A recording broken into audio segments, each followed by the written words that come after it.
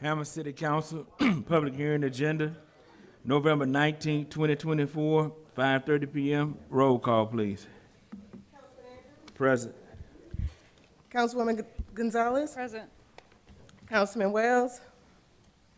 Councilman Leon. Councilman Divatario. Present. Public hearing item, number 1. An ordinance to amend the City of Hammond budget for fiscal year 2024 through 2025 to transfer $28,188.55 from sales tax fund balance 203 to airport fixed assets, account 1003800-570000 for the purchase of Woods BW 15.72 15-inch bat wing cutter, state contract 4400-025551. Mayor?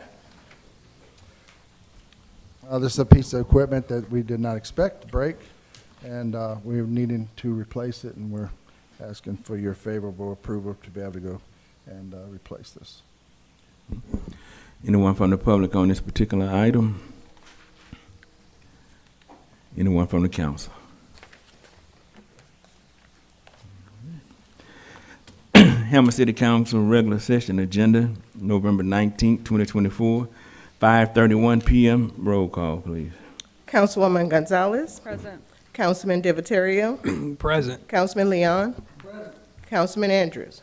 Present. A prayer, please.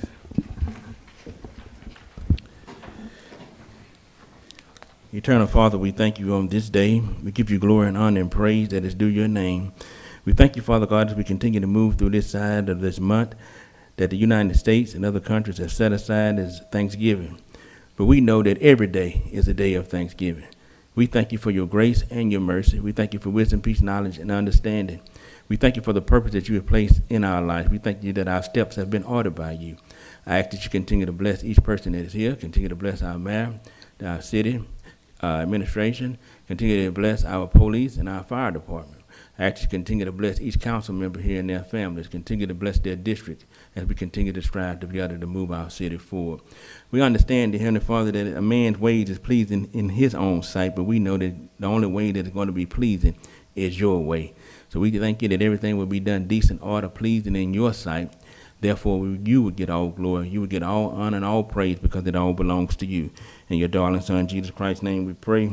Amen. For our pledge of allegiance, I ask that all veterans and active military please render a proper salute.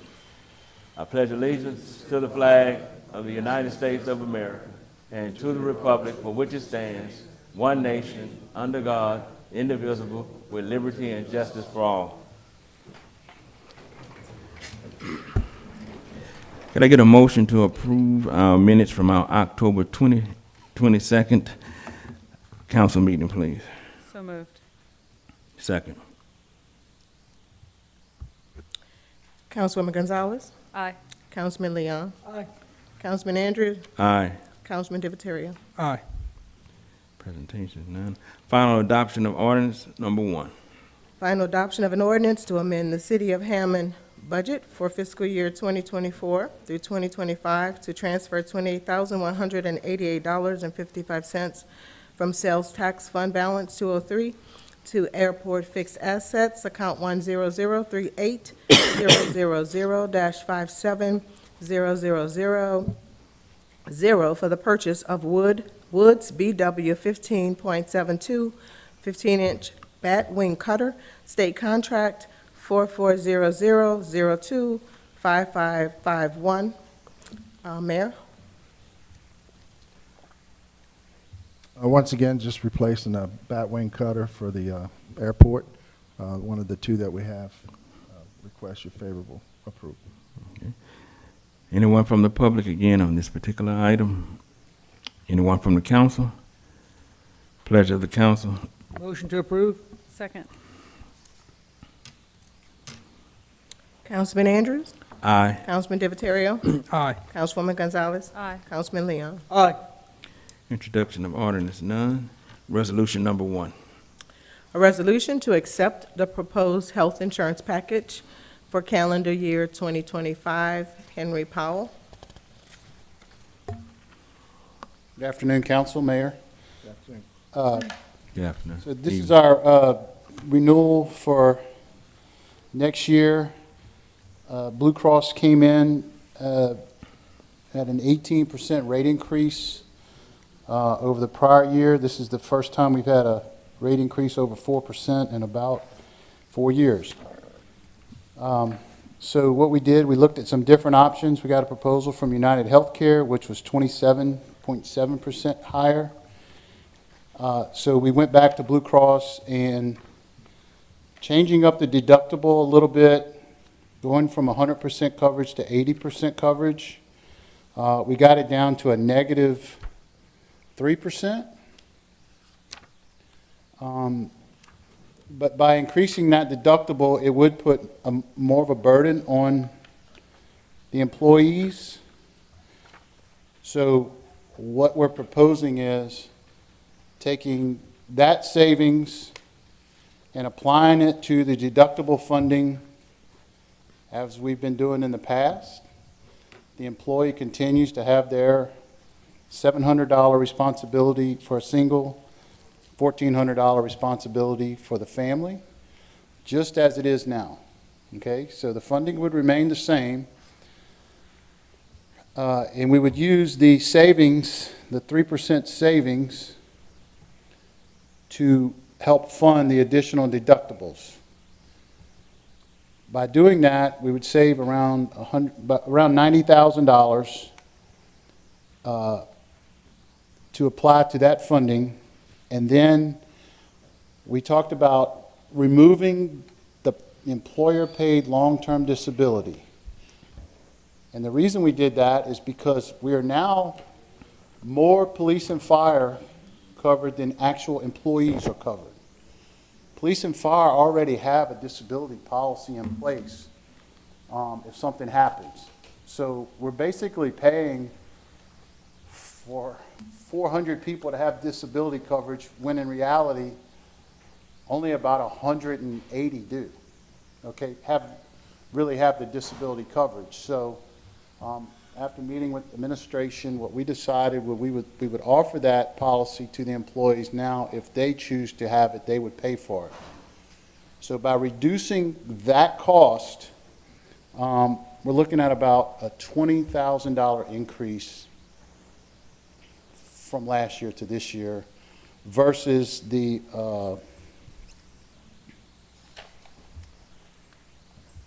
$600,000 increase that was proposed. And again, that keeps all employees pretty much whole on their funding and the deductible. Any questions on that? Okay, so we're asking that that plan be adopted as well as the new funding mechanism, which would take the funding to the maximum exposure on the funding would be $1,156,900. The actual funds used, we're calculating at $385,000, which trends. I'm sorry, that's last year's fund. That the new funding would go to $1,652,000. We project to use 34% of that, which is $561,000, which is an additional $171,000. We take the premium difference, apply that, which would be a $90,000 total increase. Once we remove the long-term disability premium, we're talking about $20,000 overall increase to the city. Secondly, we're asking you to renew the dental plan,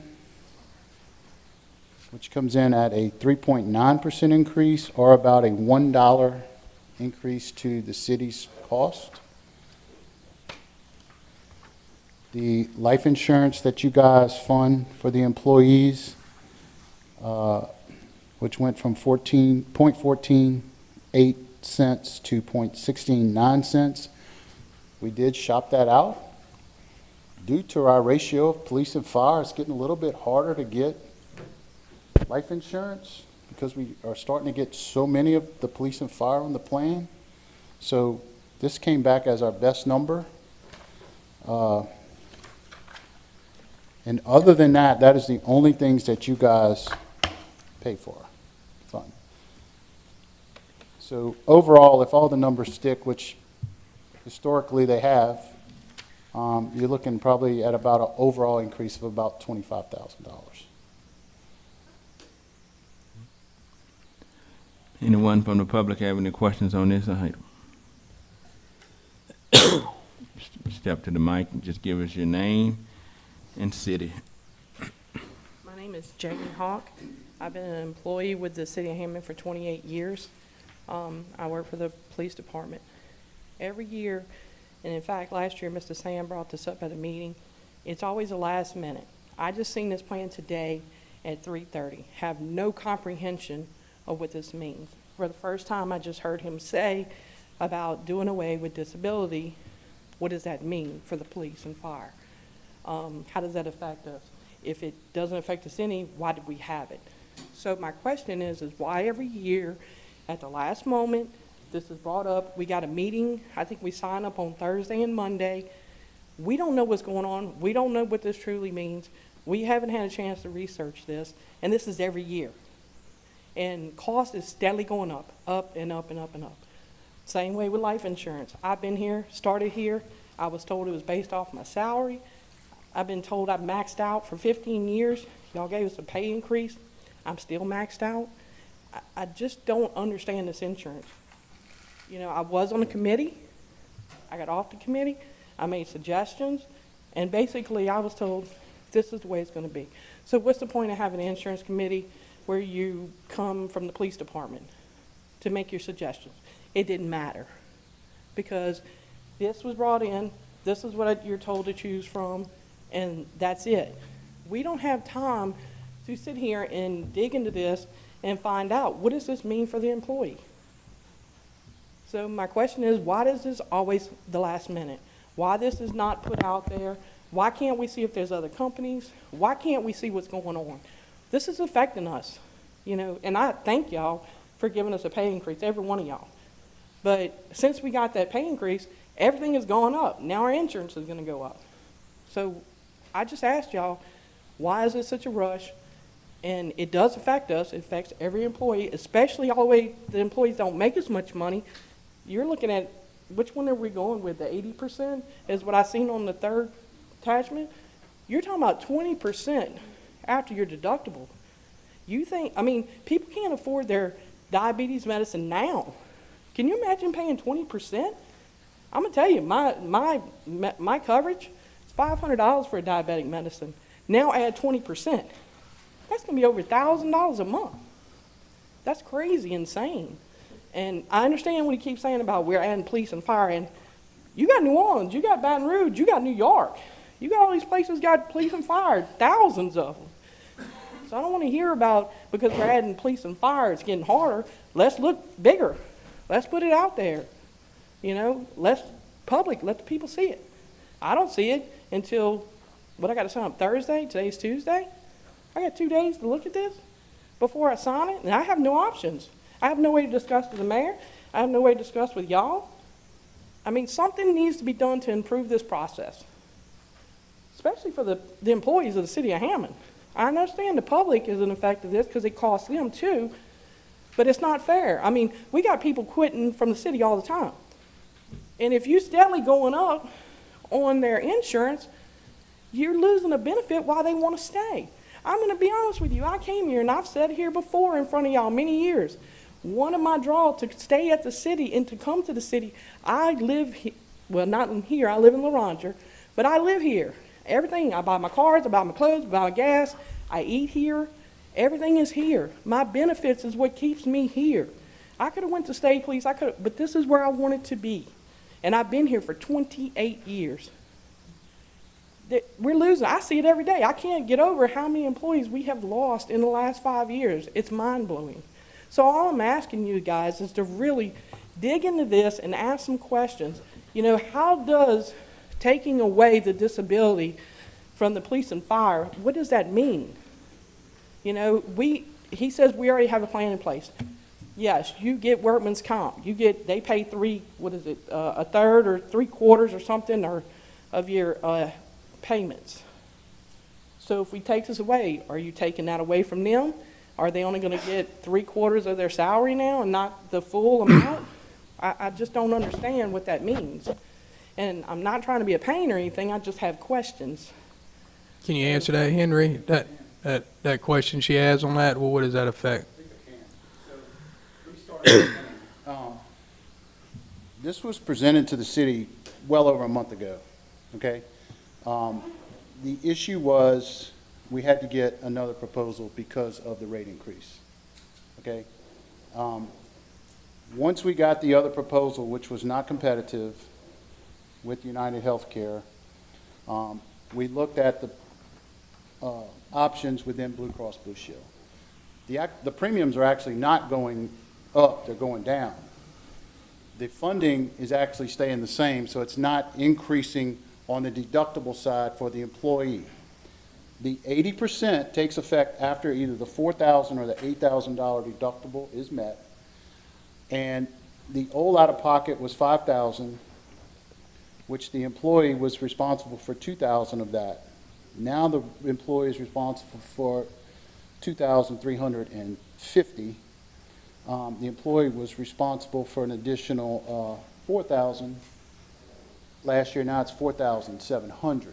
So it is a slight increase to what the employee has out of pocket, but it is a little bit of a decrease to what the premium is. The disability was brought up as a cost that the administration and the city did not feel as though was justified due to the disability policy of the police and fire. Okay? So the rate for the disability is affected by the number of police and fire. So a lot of this increase has to do with adding more employees to the police department, fire department? No. The medical increase is all due to utilization of the plan, the claims versus the dollar in. So we've had a good run of about 4 years of basically flat, okay? Now we just catch up with an 18% rate increase. So if we scatter that over the 4 years, it's about 4.5 a year is what it averages to over 4 years. Again, proposed a month ago, and let's get back to its enrolling this week. The original enrollment was not this week and Monday. The original enrollment was 2 weeks from now. I was asked by Human Resources, could we move that up so they could get the payroll in? So this was not, yes, it was planned quickly, but the intention was not to hide anything. I mean, this was presented a month ago. Well, I think the reason is like every year it's kind of last minute. And she brought up a point, about, kind of at the end of the waiting to the last. We've had meetings in the past that has been brought up, and then, Right. And we got to hurry and pass it because we're going to run out of time. And it's like, well, why didn't we just start a little earlier to make sure? And again, the renewal was a month ago. We had that. We went out for proposals. Unfortunately, the only company that's available to get a proposal from is United Healthcare. We don't have anybody else out there. That's the two companies in Louisiana that would write this business, United Healthcare and Blue Cross. And the increase was so large, I wanted to make sure before we came to you that we went to United and got a quote from them. That's why we wanted to make sure. $400,000 plus dollar increase to you. Now, United will not release a quote until we actually get the renewal. But once we get the renewal, then we immediately go to send it out for proposals. And then it came back not good. So we had to. So when is the open date? When is open date to actually submit to get bids back to where we can see? Like you said, Blue. What was the original one? Blue Cross or what was it? 18%. Yeah, and that one was when could you?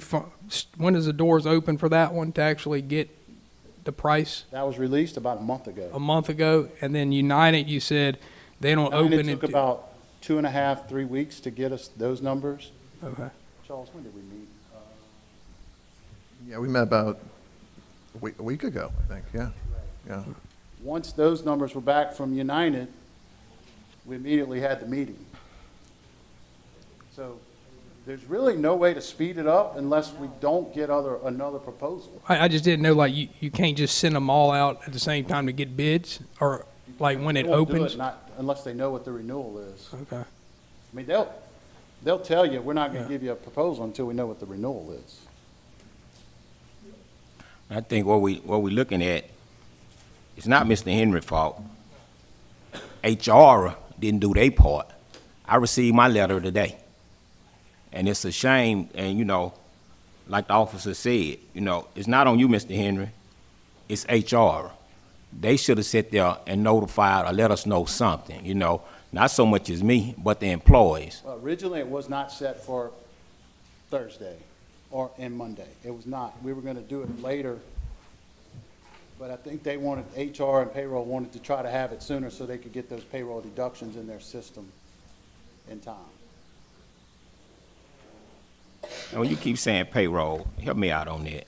I don't understand when you're saying payroll. So when we do the enrollments, the products or what people elect, they have to be payroll deducted prior to the next payroll.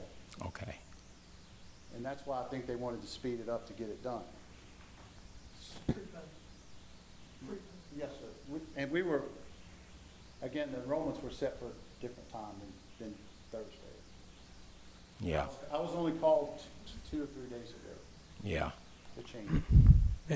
And so if we wouldn't have, just think, if we wouldn't have had this meeting tonight, it would have really been trouble.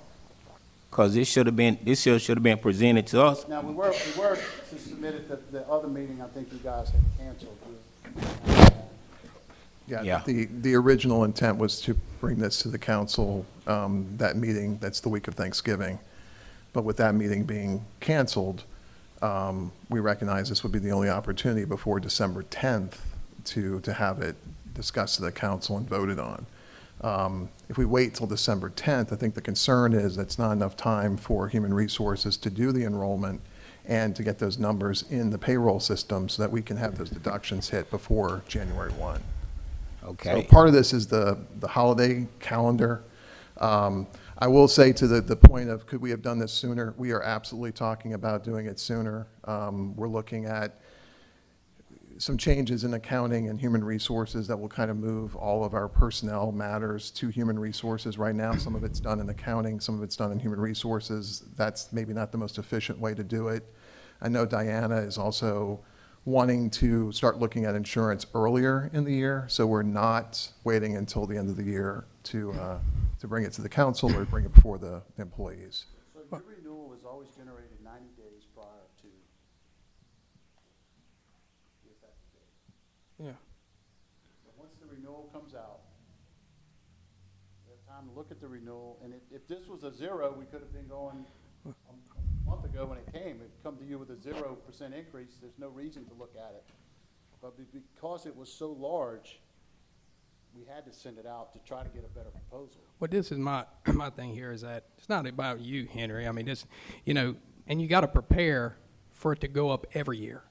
You have to be prepared for, let's say, if it does go up. You can't just count on, well, if it don't. Yeah, if it didn't go up, we wouldn't be in a predicament. Right. The holidays come around the same time every year. Thanksgiving, Christmas, doesn't change. This has been brought up for years, and it should be one of the most priority things administration should be worried about because it affects the entire city employment with their insurance. So, looking at it before time, that definitely should be a primary factor to actually put it as a priority item to start before. I don't think we usually meet during Thanksgiving, last couple of years anyway. I may be wrong on that, but I don't think we have. But, there's no secret. It comes up every year. And a renewal comes up every year, and the holidays come up every year. So this ain't coming out of Henry. Administration needs to get it together and put it on the calendar to make sure they start way earlier to make sure and prepare for increases, to shuffle around money or do whatever we need to do or get bids. And so, I mean, I just, you can make, this and that, but I mean, it's the same thing every year. It happens every year. You come back and look at the film, for the last 6 years, it's been last minute with the insurance. To the question about the disability, long-term disability, did I understand that there is a different policy for police and fire, so this is not needed, or are you referencing workers' comp as their way of having disability? So the way the administration looked at it was that the police and firemen have a disability policy in place. It's a 365 if something happens, and then if it goes past that, it can be brought into disability, okay, full disability. Well, let's make sure we all understand, because I know that people are listening. I'm only going by what I was told. I don't know the exact law. Maybe she So can tell it better. police and fire have 365 days as being disabled on the city's payroll, basically, from my understanding. And so after that 365 days, then what? What are you saying happens? If they don't have the policy that they The had? full disability is what I was told. And is that a policy that pays that, or what does that mean? But if you have long-term disability, it should cover. But if we're getting rid of long-term disability, are you saying there is no longer coverage? I think that's the question. That there is no long-term disability is provided through the city for any employee if we drop it. Okay. So we looked at it different ways. We looked at it by removing police and fire, keeping just the employees, and then we looked at it 100% going away. I will say the person who presented this is not here anymore, so I'm not sure what the motivation was, other than they understood that there was a 365-day disability period. And then my understanding from her, disability then kicked in from, I guess, police and fire. So right now, we would still have 365 days of disability, So a police and fireman. Just for has- civil service. just for civil The service. city's paying their payroll during that 365 days. So we're self-insuring, basically, right? We're Okay. paying their disability, they're paying their paycheck while they can't work for 365 days. Yeah. And on day 366, they can be terminated because they're not working anymore. But then I think that leaves the big hanging question here. If they're disabled and there's no long-term disability coverage, because we just got rid of it, we say goodbye and they get nothing. So I think that's a problem. Am I right? Yeah. Especially all of a sudden with no preparation. I mean, Yeah. So what is the cost to the city for this? $70,000 cost annually is what it is. So if you did not remove the disability, the city's looking at a $90,000 increase on 3.7 million. So right now, we stay the same what we paying right now. It would go up. It would go up how much the city would have to come out. Okay, so if we kept the same Same. exact medical Yeah. plan, we're looking at an 18% rate increase, which the city's portion, you're looking at around $600,000. Should be another $600,000 the city would have to pay Yes, sir. to keep the same. And that was the issue why we had to try to go out and look at different options.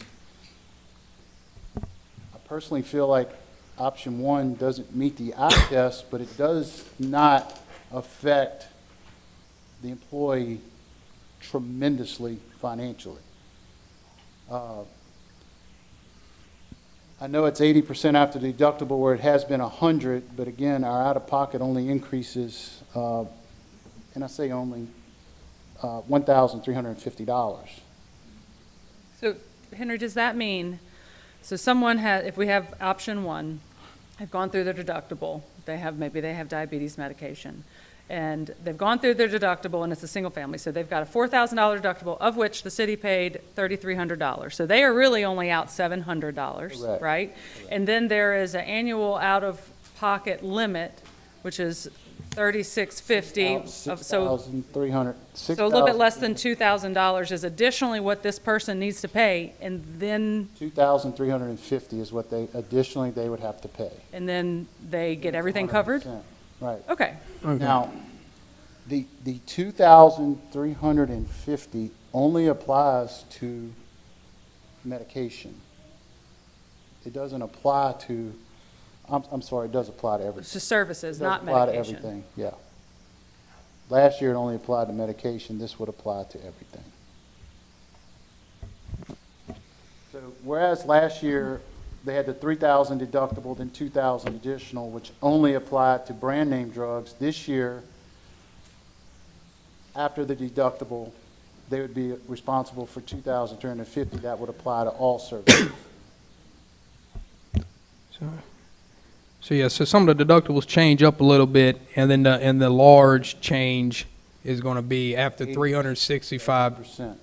after 365 days, the That would- long-term disability Disability would is be gone. Right. Which generally lasts how long? Until age 65 or until they're able to come back to work. I think that, for me personally, the change in the plan, I think y'all have done a good job of trying to address the cost change by increasing the city's Benny card, and I think that is a good resolution there.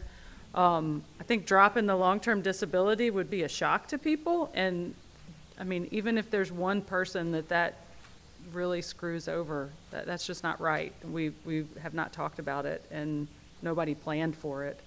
I would say we should not drop that long-term disability coverage right now. Let everyone know that that's coming, if that's something that's going to happen next year, because it's a $70,000 cost to the city, as you said.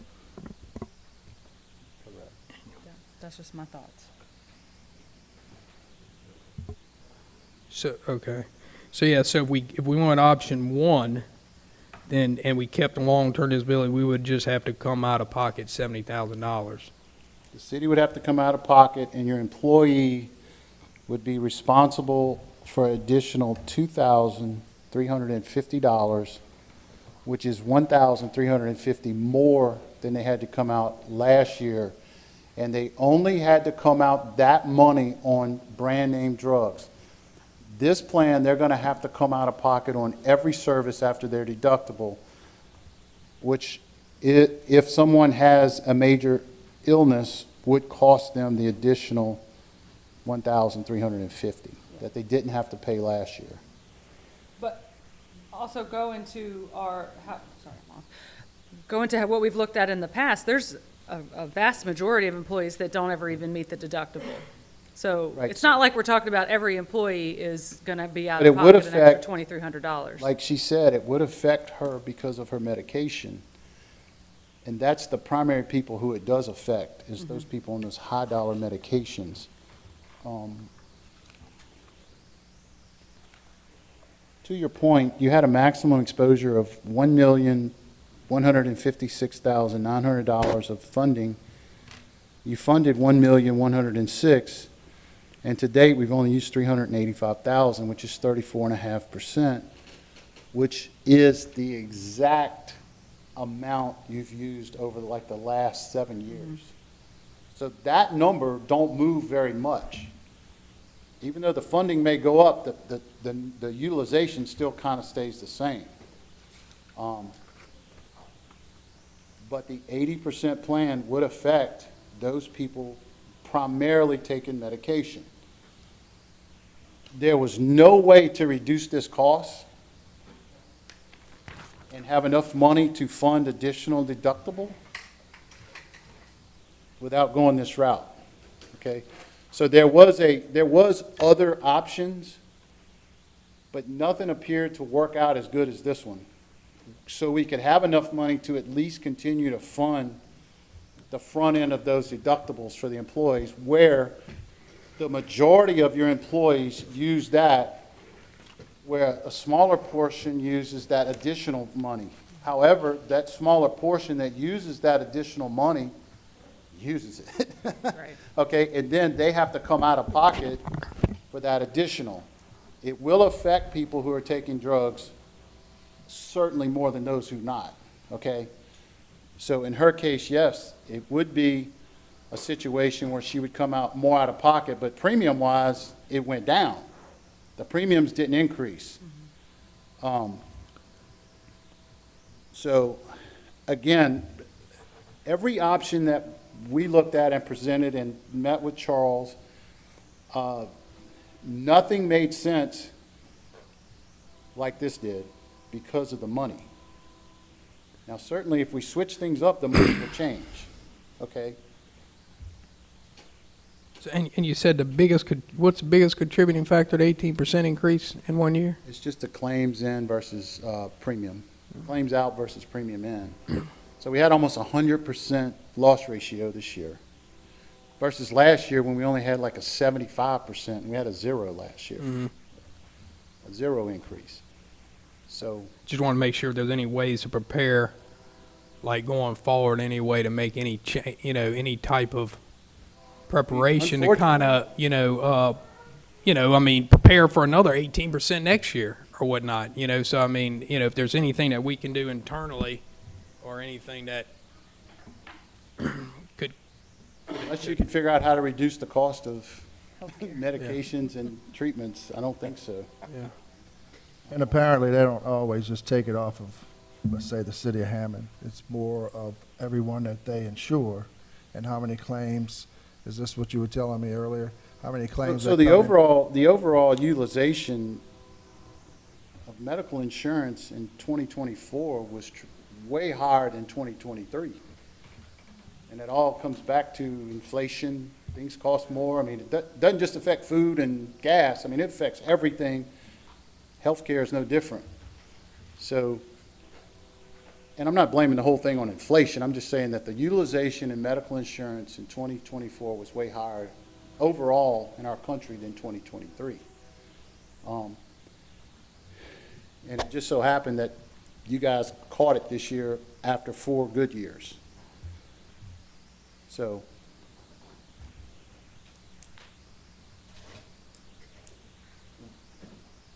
there's no issue with us postponing the enrollment because we had already planned it for a different time. Again, we're trying to accommodate the city, what they asked for. I mean, certainly I know there's not going to be another council meeting for a while, but certainly we can look at a different proposal. But again, Charles and I have looked at this. The way the money shifts out, I don't think there's a much better solution. I think a $90,000 increase from a $600,000 increase that's cutting it pretty good. Now, if we came in and did this at 100% instead of the 80, that 90% increase may go to 200. So if you could stomach a $200,000 increase. With the bigger deductible. And then we would still have to fund it. Yeah. So, in an effort to continue to make your employees whole on that first front end of that deductible, this was really the only option that did not break your bank as the city.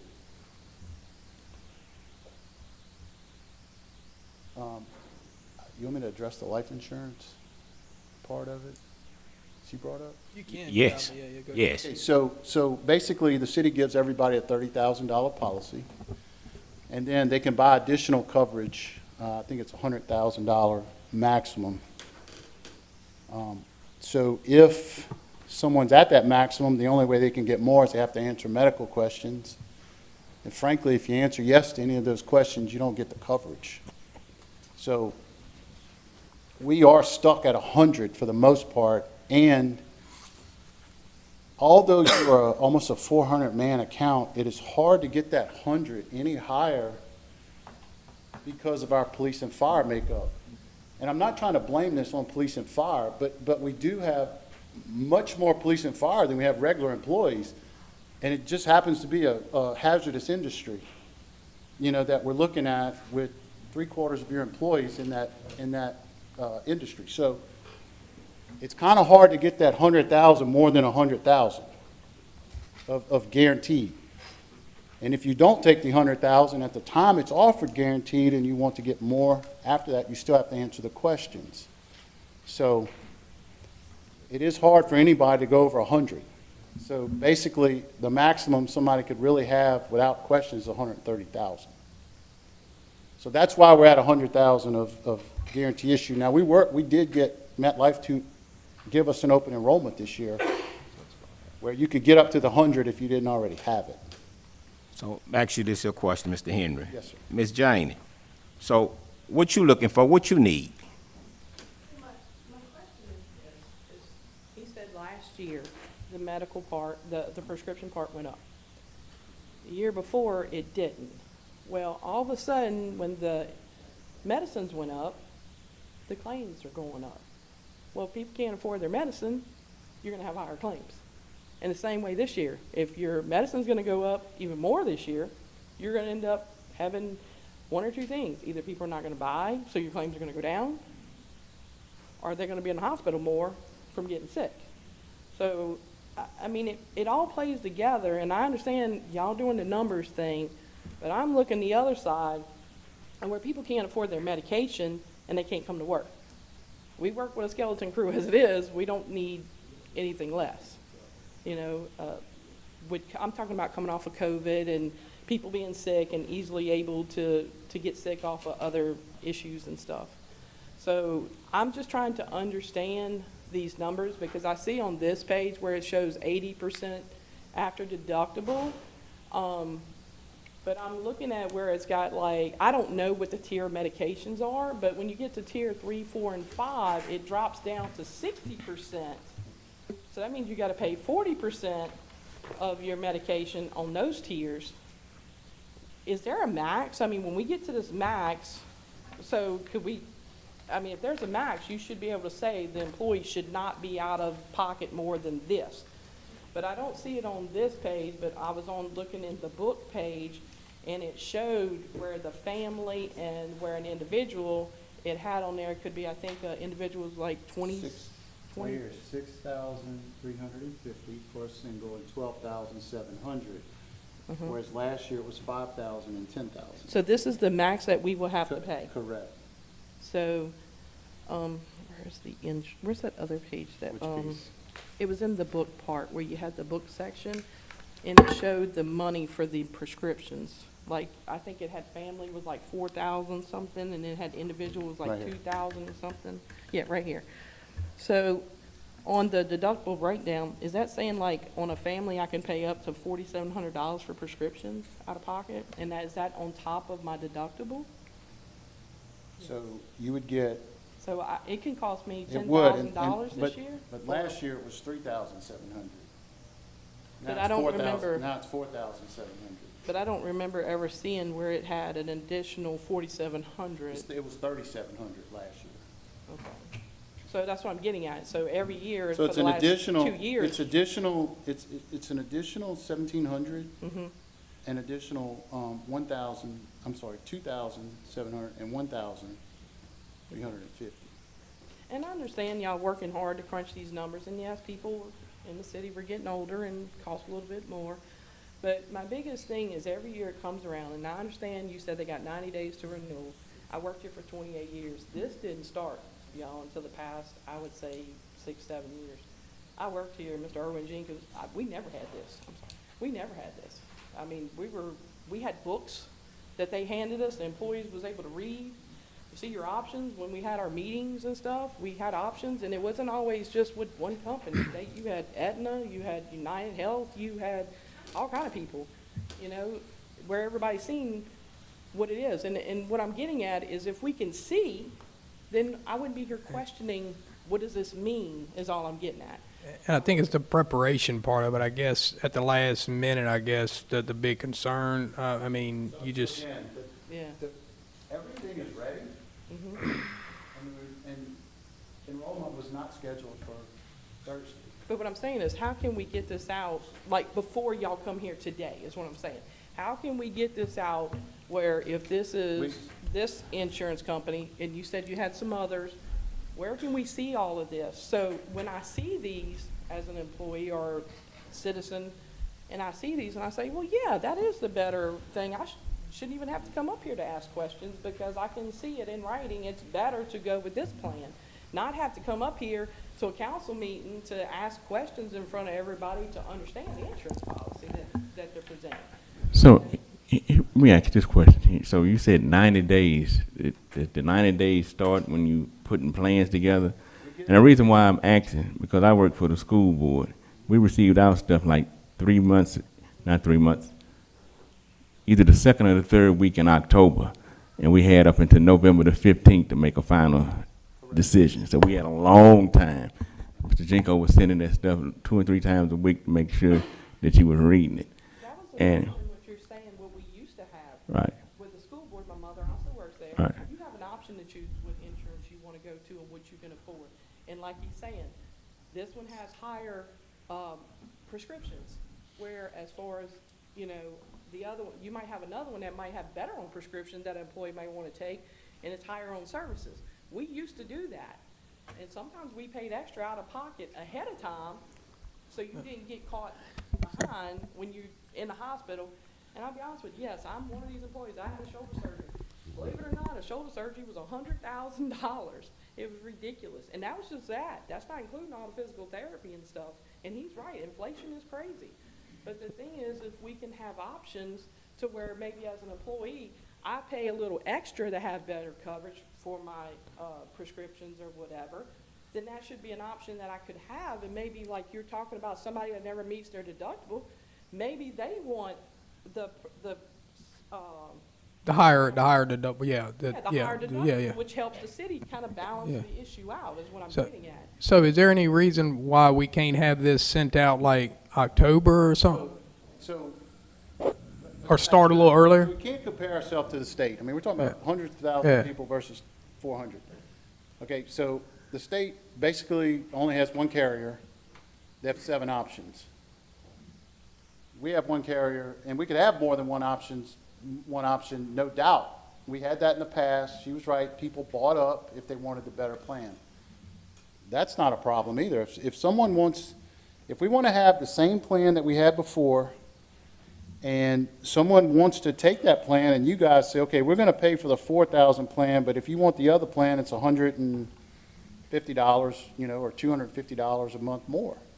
You pay for that. So the difference is $789 versus $651.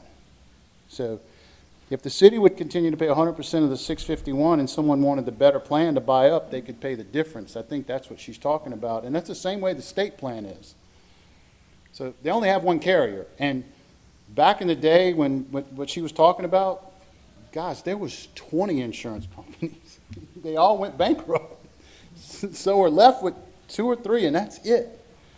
So, and we can't split one company and another in a group this small, you know, because they want everybody so they can at least pool all the money together to pay. So absolutely, we could have a second option, which we would call a high plan, and we could have a low plan. That's not a problem either. We've done that in the past. However, when we're talking affordability, it's a big jump. I mean, it's like $130, $140. So I guess in the future, there's no reason why we couldn't do this a We little can do it earlier. tomorrow. I mean, we could split the plan now if you want. He's It's not- talking No, I just meant about getting it to them earlier. like presenting Well, this we- earlier to where they can prepare if it's going up, whatever, so we're last So the minute. only Next two- year, I'd like this to start like in October or something, or whatever, if it's possible, or earlier than, it's where we're not getting this, if it went up or went down. Right, we get it at the beginning of October. Okay. And we could have absolutely presented you with any Blue Cross plan out there. We would not have had a United quote. Okay, so once we got this in, immediately we sent everything out to United. United took 3 weeks, came back, so that puts us end of October, right? I mean, right on the timeline had we hit the other meeting. We would have had over a month to look at it. So again, we can present the renewal, any type of option with the carrier we're with, but it's going to take 3 weeks to present any other carrier. Because you got to wait for the renewal to come in, and then you got, yeah, okay. Yep. And again, you can look at the United quote. It was $1 million more than it was $400,000 more than what Blue Cross proposed for the renewal. So it's not even close. So if we take it, looking at what the rate increase was versus what the decrease is, we're talking about almost $800,000 difference. So, again, it's all a function of money.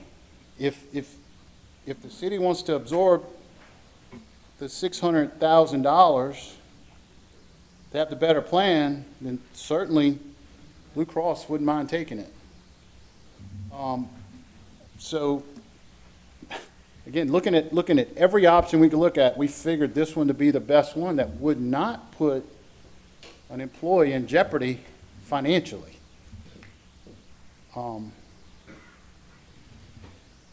Again, it is a bit of an increase total out of pocket from what it was last year, but it's not like it's going from 1,000 to 10,000. I mean, yeah, looking at it, I mean, that's about the best we have here. Right? But certainly, we could split these two plans if you want.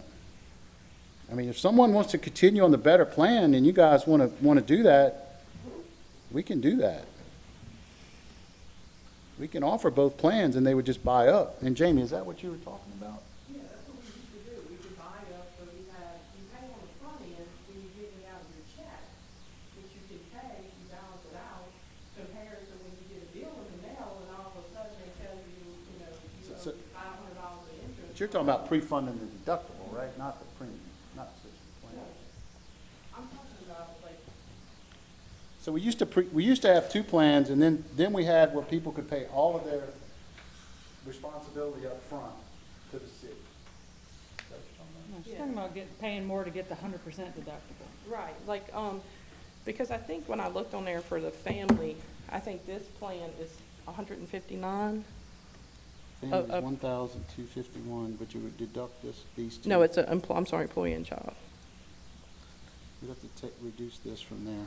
Yeah, so about 150 something. And that's what I'm paying now, is what I'm saying. So if I wanted to get the better plan, how much would it cost me, say, per month?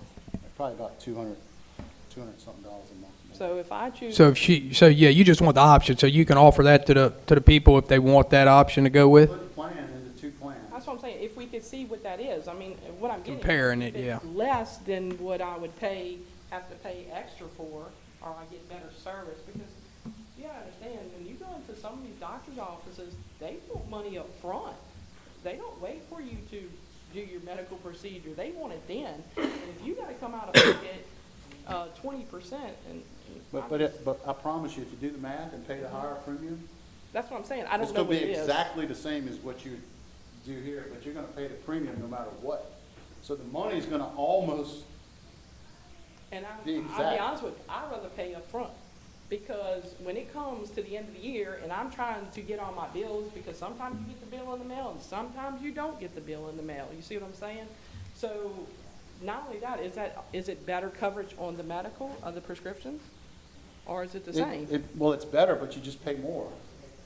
So, I mean, again, you could pay the more premium and it's definitely gonna come out of your pocket, or you can take a chance and not pay. In your case, you know you're gonna pay it, That's so what you I'm might getting wanna. at. So I'd like to have that option. Yeah, I think so. I think certain cases, it may work out for them. Maybe two, but I mean, if those It's two gonna have be the almost options, Same then amount if you. yeah, I'm just using that example, If yeah. you make, if you max out the plan, it's gonna be the same out of pocket either way. So if you take the higher plan and max it out, and you take the other plan and max it out, it's gonna be the same out of pocket. It's just the premium dollar. It's just an option for the employee, because, I mean, what I'm saying is, yes, you might be the healthiest person in the world, you never get sick, and all of a sudden, it's Christmas time, and you get sick, and you got all this money you gotta pay. You know, it's hard to do that, especially when you got a lot of families that live on a budget, and I mean, every penny counts. Now, what the city need to start considering, and I'm glad you're up here, Ms. Janie, they need to start putting somebody like you a part of that insurance committee, whatever committee they have, because, see, we don't know your illness. And now that you're up here speaking about it, because I'm going to say Charles, for instance, Charles might be a healthy man with no issues, don't need the insurance. But people like you coming out the pocket and spending money on a monthly base on medicine, people like you need to be on the board to be able to speak about it. And so I like what President Kip said. Now, And I'm quite sure, Mr. Henry, you deal with the school board too. It's no way, Mr. Henry did his part. It's the city that's lacking on their part, not doing their part. And it should have came up in October. There's no excuse, and so now it's like, do we vote for it or do we not vote for it? And like, I'm like Charles, I think I'm pretty healthy too, so I don't have an issue. But, you know, knowing Miss Janie, you know, she done been with the police department for 28 years, she need to save all she can. So we need to start taking this under consideration and not just, and if she wouldn't have came tonight, this discussion wouldn't even took place. Because, you know, I'm quite sure, even with HR, you know, that's where you can keep hiring these people in these office all you want. And a lot of, now, Charles trying to answer questions that HR should be answered. And we keep hiring them in the office, but guess what? We the ones paying them. So what do we look like keep paying these high rate for these employees, and they can't even come to the meeting and speak about what's going on right now because HR is the problem. And they need to come out, you know. So Charles trying to answer questions that he really don't know, he gonna tell us something that sound good. We don't need to know what sound good. We need to know what's right. That was it, Mr. Henry. No, so it ain't on you, Mr. Henry. You did your part. So if we did split the plans, and certainly we'd have to get approval to do that, if someone wanted to keep the better plan as a single, they're looking at $127 difference. So if she wanted to keep the better plan, it'd be $127 she would pay versus an employee where the city paid for it would pay $0 a month.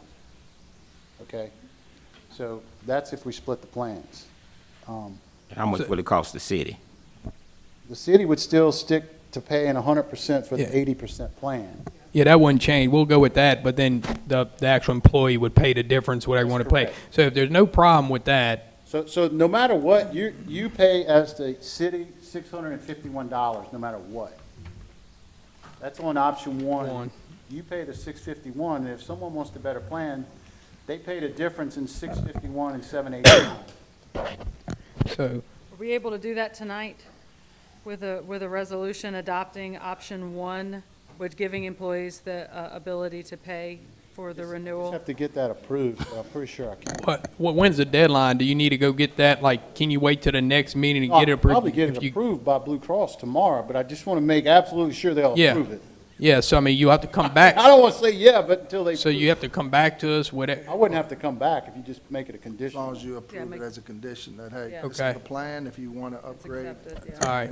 I say do that. Yeah, now what about that other deal with the $70,000 to pay that? Now, are we trying to, is this like a trial year transitional to where the following year, you know, we're giving the employees notice that after that, the long-term, Talk about the disability. yeah, long-term disability probably will not be renewed the following year, and that's the, hey, you know, here's a year-long notice, and then, you know, it's Perhaps even shift it to where they can pick it up Yeah. themselves if That's they're something, worried again, about that's it. shifted, but again, certainly it's better for them to have it for free than to pay for it, but that's how we did it. We were going to shift it to the employee paying for it. So, and yes, she's right. It is a quick turnaround on that. In all fairness, Cover it. Yeah. Say, next year, y'all Yeah. might be ready to pay for it yourself, so, I mean, potentially. yeah. It's in good faith right there. And we may try to look at restructuring it if maybe put a year waiting period for police and fire and not a much waiting period for other employees. That might reduce it some. That's a good idea. Okay. This means- I just wanted to make a suggestion. Because of my previous experience, I was a little over 30 years in the petrochemical industry. While I was in the petrochemical industry, 14 years of that I was taking care of insurance. So I'm completely familiar with what he's saying, and I understand all of that. But the suggestion that I'm making is, while we were working in the plant, we had personnel that every 3 or 4 months would be asking questions. Because I worked there, I was always the go-to guy that would come and ask about this, about deductibles and stuff like that. It's not out of the realm of possibilities for the city to have somebody from the PALV agency, Tank is your dad. It wouldn't be out of the realm of possibilities for the PAL agency to come in every 3 or 4 months to find out, are there any questions? And if, y'all could even have it in the different departments to where they say, okay, we're going to have somebody from the insurance at quarterly. And don't wait till the last minute. And that would solve all these problems that they're popping up right here at the last minute. And so I'm just throwing that out there because that worked great for us. I mean, I agree with you there. I mean, I really think the main concern is just I understand that the renewals and all, but the holiday time, if she was out of town for Thanksgiving, I mean, this time of the year is hard for a lot of people. She wouldn't have came here. Somebody may have missed a meeting or whatever. So, I mean, you know, I think we really need to be a little more mindful of the timing and try to do as much as we can for preparation, because everybody freaks out when they find out something last minute, even though there's no other option at all. I mean, there's really not many options here, but I mean, I guess it would be nice for them to. And these Yeah. are only 2 options we put on here. Yeah. Councilman. There was a lot of other options, but again, the financially, and not only financially to the city, but to the employee, just didn't make sense. Yeah. To continue to fund the deductible the way that we were funding. And then if it came up earlier, you'd have been able to check in with the company, make sure you could have another option and offer that, and then we could have told them, and they would have been happy. Last year, I know Jamie might not remember it this way, last year was the best year we ever had, because we had a 0, nothing changed. We had the meetings early, and everybody was happy and it was over, because nothing changed. But now, she is right, we're at the last minute, we are making a change. And to the eye, it looks like a really bad change, even though it's really not that awful, but I do see what she's saying. But I think if we split the 2 and there was an option for them, might be a better situation.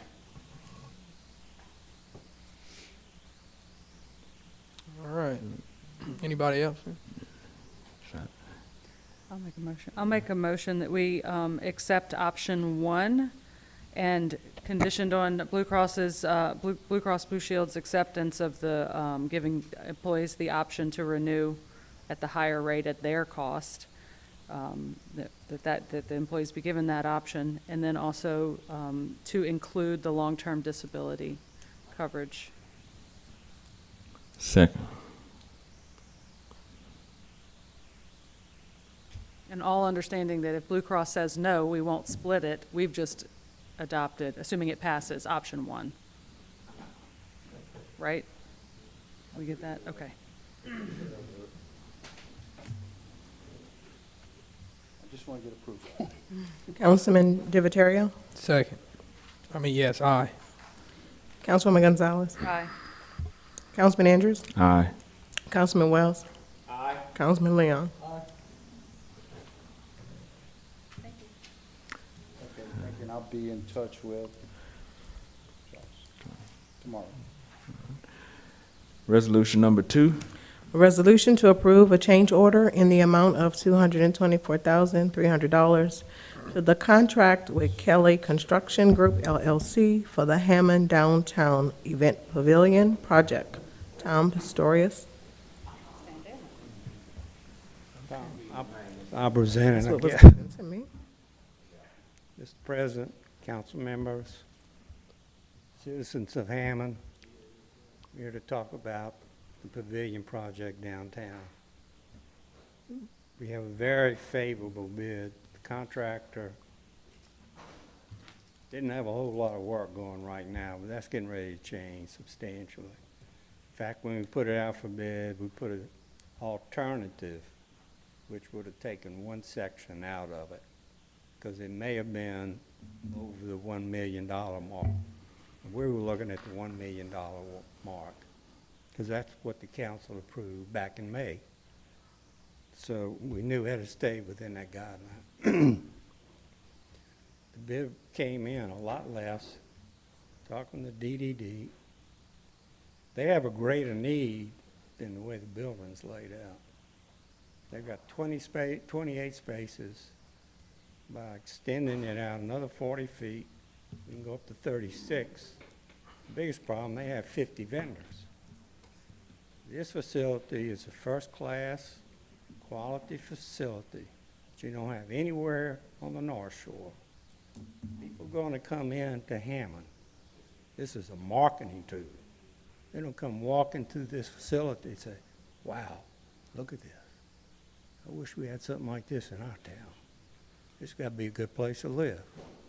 Maybe I need to come over here and look for a job. Maybe I need to move here to check out the schools. I'm an old banker. Yeah, I spent 50 years in the banking here. I know marketing and understand it. And this would be a great marketing tool for the city of Hammond. Bring in revenue. All the people that come in, they're going to go shop and buy food. It's a great thing to do, and that's why we propose this. Because we are old bankers on the trust. This is an extension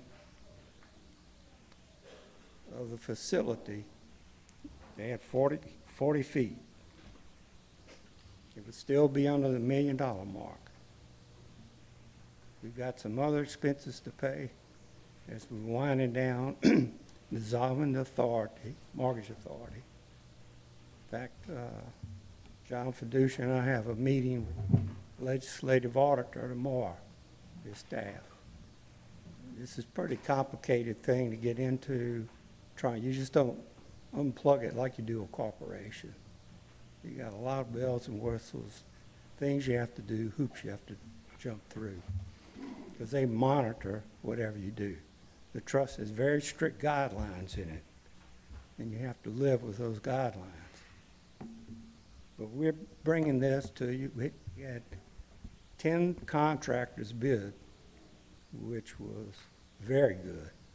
Normally you don't have 10 contractors. That's how little work they had at the time. Things are getting ready to change now. You got a new president, people going out, they're going to want to start building. So you'll never get these prices again. We've got them locked in, but they said 30 days. We had to get a little extension. But after that, they're not going to honor it. They can lock it in now because they have a contract with the metal supplier and the fabricator. So they'll honor that. But after this, you're going to pay $400,000 to do the same thing. So we can increase the size of the facility. It'd be a benefit to all the citizens of Hammond. It would be a marketing tool for the citizens of Hammond. It'll be a showpiece as you're driving into Hammond, much like when we planted all the trees on the railroad track coming from the shopping center. When you drove into Hammond, you had a big ditch and a railroad track. That's all you saw. People weren't going to want to come downtown. I said, oh man, this is a hick town. So we've done things. What we've done is for the whole community to improve it, to try to bring business and economy here, and that's what we're back here today for. Because there's a need for it, and there'll be a tremendous amount of usages. Now, when we get through this, we've got some expenses that we're going to have to pay.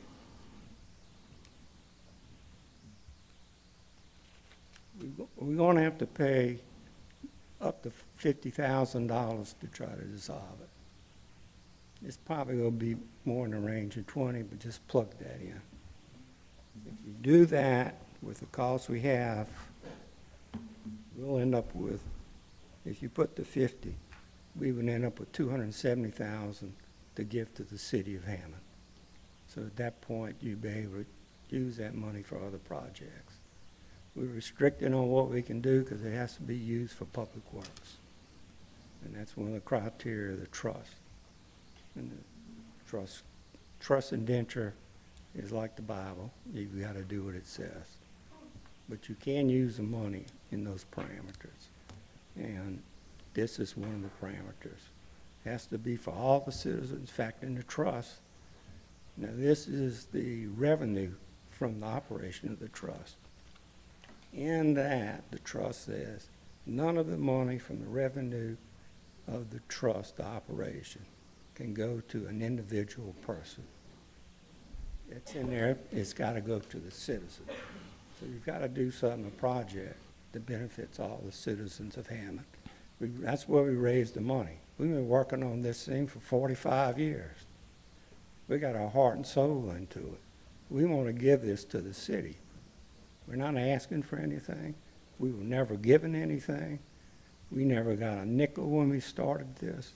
We did it with a group of bankers right here in Hammond. That's how it started. There was an opportunity, and we saw there was a very good chance of doing it. We built 240 houses at the height of interest rate skyrocketed back in '79. You think you got raised now, paying 12, 14, 16% interest. I remember meeting with some of my cohorts at the Crescent Bar who were talking and I said, if I can ever get back to a single digit for a home loan, I'll be happy. That's how bad it was. And this economy was on its back. We brought this money in, the contractors went back to work, the lumber yards were selling lumber, everything started turning. And then the economy did turn, but the people who got the loans that we funded, they never paid them off because it's such a good deal. So we're here to make that proposal to extend the facility for the citizens of Hammond. And we're still within the cooperative agreement, the $1 million that y'all approved 5 months ago. 240 homes, where they was built at? They were built all over the parish. That's why it's a Hammond tangible hope. When we started this, we looked at it. Hammond was not big enough to do a bond issue. In fact, 80% of the houses are built outside the city limits. 80% of this money came from people living outside the city limits. We never changed the indenture because we were all from Hammond. We wanted to benefit the citizens of Hammond. We didn't want to turn it over to the parish. We probably should have, but they didn't ask about it. We didn't tell them. This money is brought back because of the way we designed it and put it together. We've done a lot of good things here in the city, with parks, ball fields, facilities, trees coming in, landscaping, lighting. We've done a lot over the years, and this will be our last project. The feasibility of the bond issue going out with the mortgage authority, they're just not there now. We looked at that and said, you're not going to have this opportunity again. We need to go ahead and dissolve it and put this money into Hammond, the citizens of Hammond, so they'll have a project development out there with a pavilion that'll be here for 100 years. People will be able to use this for many, many decades. Your grandchildren will be able to go out and use this. So that's what we're trying to do, build something that's here for the benefit of the citizens for decades and decades and decades to come. How much you all had in the account at first? In the beginning, how much was in the account? Oh, in the account, Yes. 670, a little over $1 million, $1.1 million, something like that, $1.2 million. No, you should have the number. I don't know the number, and I'm asking you this, I don't have, yeah, I'm asking you this for a reason. That's why I'm asking you how much money y'all have in the account altogether? right now, Yes, sir. $575,000. Okay. How much you had in the account 3 months ago? Remember when we had met and I talked to you that time? How much you had in the That time, account? that's before we started construction. Yeah. So how much you had in the account $1.2 then? $1.3 million. $1.3 million. Okay, that's what I need to hear. That's what we paid the $675,000 out of.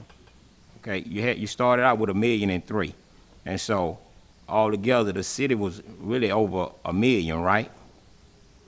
Over $1 million for what? No, didn't you say the city was dealing with $1 million of the money? When we came with the cooperative endeavor agreement, we've done this before. We did the sports complex on North Oak with the university. University put up the land, they built all the parking. We built the facility. We built that to try to attract people into Hammond. We had traveled around, we went to Lafayette. We saw this facility there. We looked at different venues and stuff they were doing there. And then this ball field and all those people were talking to the recreation department, says, what is this? They had two of those at the time. They had 8 fields. Oh, I said, this is great. He says, we got people, all the motels are booked up, the restaurants are full, people coming in here. We'll have 28 teams here for the weekend. And they were doing that on a regular basis. We were hoping that would happen here, but it just didn't take off as well as that. You had to have somebody to market and push it. But it's a great facility. The university put up all the land, so you didn't have any output for that. But we entered a cooperative endeavor agreement. The university would use it during their 2 semesters. This summer, Hammond, the kids would go there, because that's when you needed the ball fields. Back in that day, we had all kinds of baseball teams playing all over. All right, thank you. Okay. Anyone else have any questions on this item?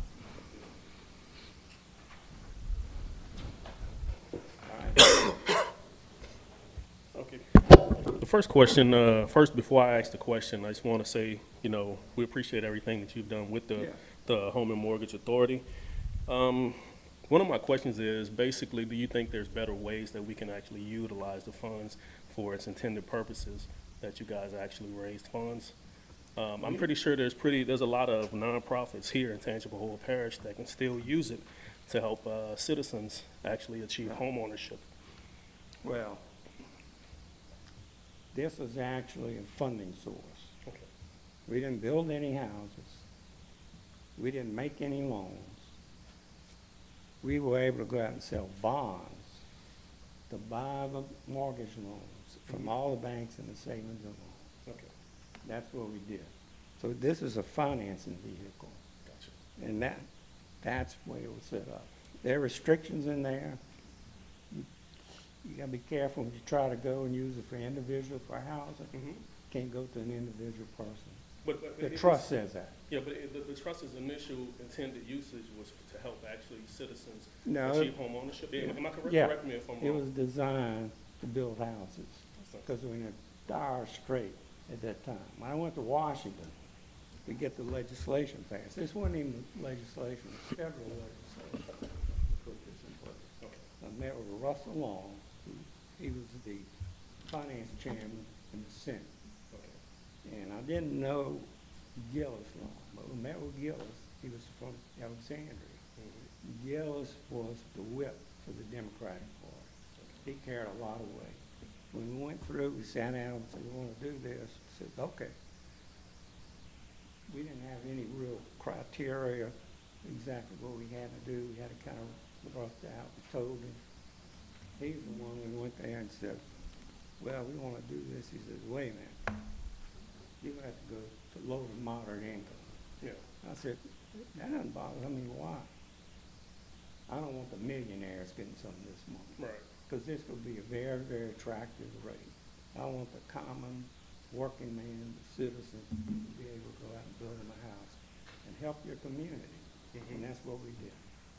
Hey, is that still your goal right now, to help citizens do that? Because, I mean, that's kind of what Our I'm goal, advocating for right yeah, now. so our goal is to build facilities here that'll be permanent, the generations be able to use over and over for public purpose. It has to be for public purpose. I got it. So you can't have individuals getting some of this money to build a house. Mm-hmm. You can't use it to finance a house because it's an individual. The indenture states the revenue, the earnings off this trust cannot be used for that purpose. It has to be used for the general public, for whatever their benefit is.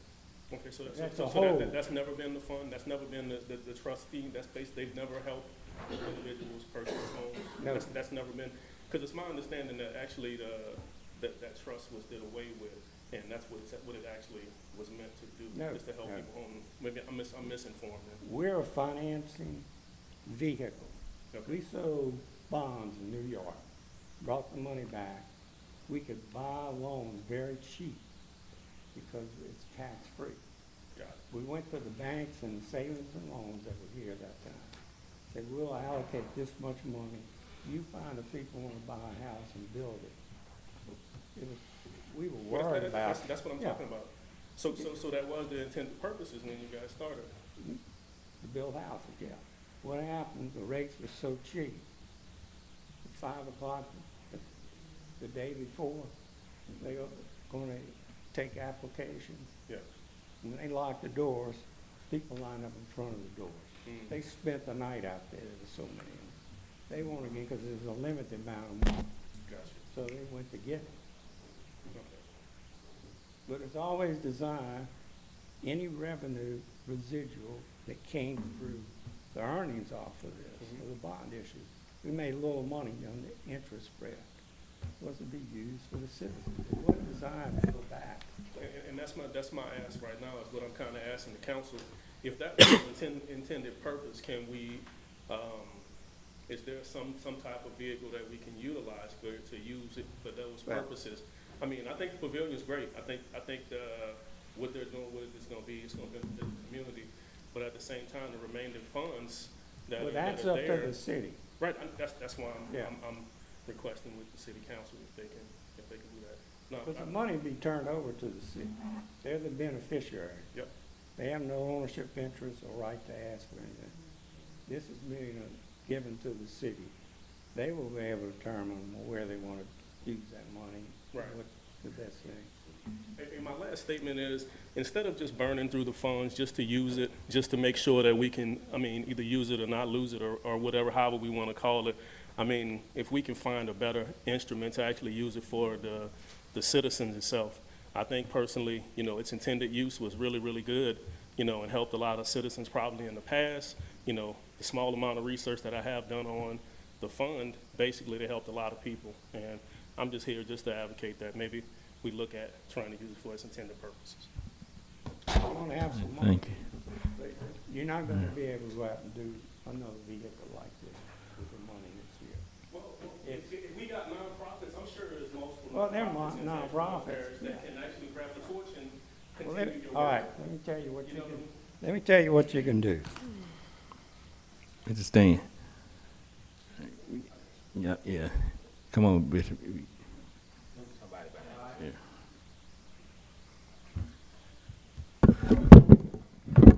Thank you, sir. Edwin R. Soule, 42708, Scarlet Circle, Hammond, Louisiana, 70403. And we've had several discussions on this issue as the Hammond Housing Enhancement Committee. Remember? We submitted several documents on this issue. Remember? We provided input on our position on this issue. Remember? Yes. So we met with Mr. Stanley Darman and Attorney Fiducia, and we had some questions about this moving forward because the change of focus from the original purpose of the trust, which is stated on page 92 and 93. The original purpose of the trust.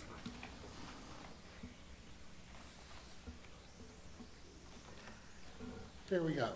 Bishop, To provide a means. Bishop, hold on 1 second.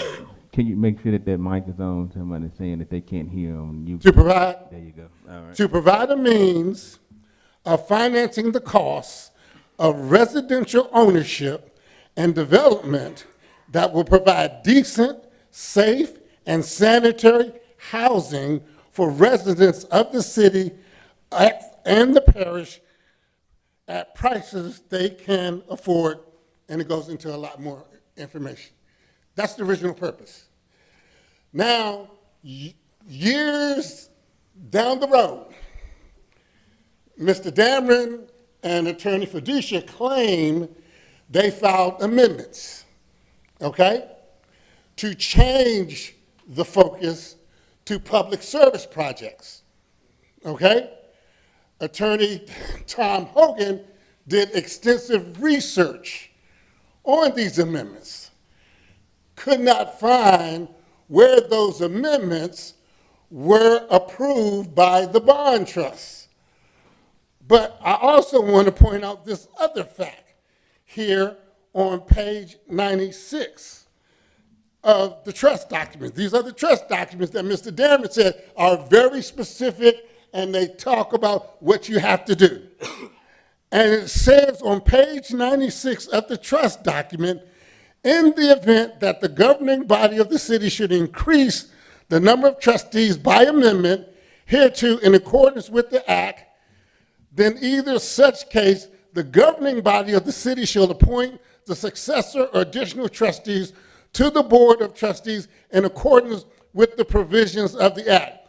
Furthermore, it states, the trust shall submit upon proposed bylaws and any amendments to the governing authority of the beneficiary for approval in accordance with that. That didn't happen. Those amendments didn't come before the beneficiary approval. That didn't happen. Excuse me, sir, I'm speaking. Excuse me, sir, I'm speaking. Excuse me, sir, I'm speaking. So what, and again, we're not fighting the pavilion. We tried to point this out to you 2-3 months ago. We asked you to read this trust. And I don't know if you spent time reading this trust, okay? But the city has a role in this trust. And on page 97, it says this: all meetings of the trustees shall be open to the public, and the books, records, and minutes of the trustees shall be considered as public records and available for inspection by the governing authority of the city. That's you. That didn't happen. In accordance with the provisions of the act, the trust shall be subject to the public contract laws, public records laws, public meeting laws, the code of ethics, and the bond validation procedures law. And as a former member of the governor's Small Business and Entrepreneurship Council, I had to take an annual ethics test. Did that happen? Where's it? Where's the record of the annual ethics? See, what's happening here is, for a long time, the city has been playing three blind mice. See no evil, hear no evil, speak no evil, and this church has been going willy-nilly. And he claims this document governs what they do, but they don't follow it. They have not followed it because they have not come to the governing body. It's right here in black and white. It's right here. Now, we're not fighting the pavilion. We met with them. We said, okay, these are our concerns. And you're not following the trust. And if that's not good enough, here's the audit report. Dated June 30, 2022.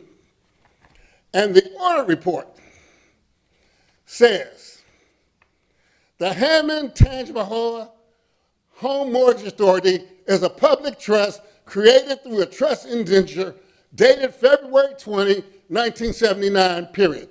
The authority's primary purpose is to provide funds to enable qualifying low and moderate income persons to purchase or, under certain circumstances, improve single unit owner-occupied residence in the parish of Tangipahoa. That's the audit report, dated June 30, 2022.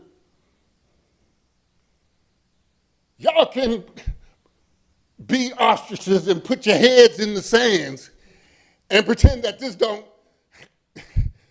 no rules for this trust.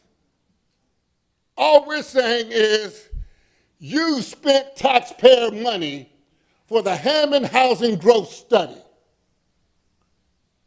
Those recommendations in that Hammond Housing Growth Study align with this trust and are still in need by the citizens of Hammond, Louisiana. And if this body is not committed to implementing the recommendations of the Hammond Housing Growth Study, which you took taxpayer money to spend and pay for, then please tell us, because we can go do something else. We're volunteers. We're giving up our time to serve this city, and we deserve better. As the gentleman spoke, there are nonprofits here who want to continue the work of the trust. They want to go away? Goodbye. Go away.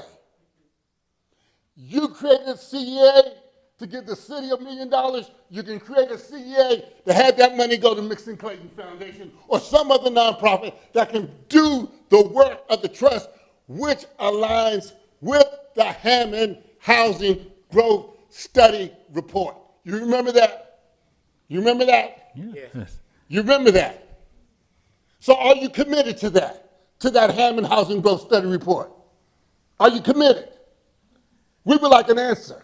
We would first have to get the funds from them transferred over. Well, just like they transferred the money to them. I sit there and I listen to you too, okay?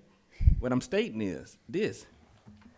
It has to, the dissolving or whatever they trying to do, it has to be transferred over before we could do anything. So. They already just said they're going to do that. Okay. Right? Yeah, that's what they said. But where's the teeth? Again, we can't do anything with nothing that we don't have at the moment. So once they figure whatever process they are doing, then we can move forward on our end. My concern. I don't. I'm gonna finish. How can I do something with something that I don't have right now? Is what I'm stating. That's what I'm stating. He just stated that $50,000 to dissolve the trust.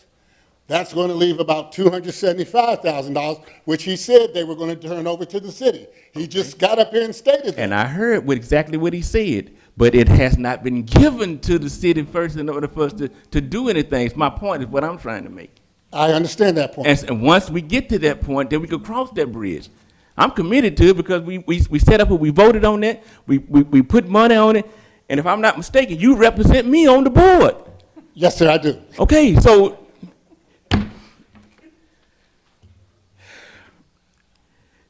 I'm asking one question. What the $224,000 is for? The change order? Why? You have to ask them. I can't answer that. Yeah, you can answer. Yeah. Yes, sir. Come up. You come up and answer.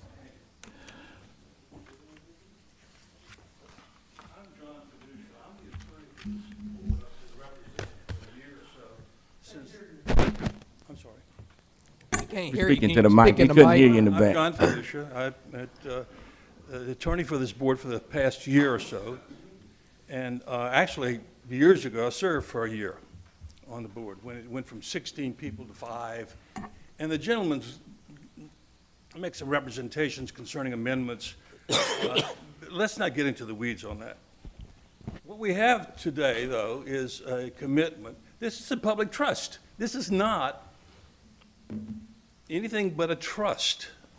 There are people on this council that understand what a trust is, and it's subject to all the trust laws, but it's a public trust, and it dedicates money specifically. I disagree with the gentleman's observations that it's very limited. There were amendments, and yes, they're documented, they're actually recorded in the public records, and I'm not here to dispute any other attorney's opinions about that. There's no other attorney here speaking to that. What I'm telling you is this. In April, May, that trust and its trustees came to you and offered an opportunity to give $1 million to this city to build this pavilion as a public facility. And it was accepted. When they bid the contract out, they were fortunate enough to get this thing organized that they could develop it for less than that, but there'd still be some surplus funds in the dedication. And the change order merely says we use up that up to the $1 million. It's right below it. And these people on this thing are business people. They know how to do this. They know how to squeak the money out. They saved up $1.3 million, $1.4 million over 45 years, yes. Now they're using it for this public purpose. The purpose is acceptable to this body in the cooperative endeavor agreement. You've already committed to it. Now we say, all right, let's use the rest of the money that's committed. We're not asking you to spend more money than the $1 million that you accepted on May 14. And the facility is going to be everything Mr. Dameron says. It's not going to be an eyesore. It's going to be for a public purpose. And yes, at the end of the day, there still will be some funds that are there. They're public funds, but they're trust funds. And at the end of the day, this body can go away, which is what the gentleman's suggesting. There'll be $200,000, $225,000, whatever number of dollars it is, will depend entirely on how much does it cost to dissolve. Ultimately, this is going to be subject to the approval of the Louisiana Legislative Auditor. I spoke to General Counsel Jennifer Shea a couple of weeks ago. I shouldn't suggest the name. I did talk to her and her assistant. And I said, we want to put ourselves in a position of dissolving this public trust.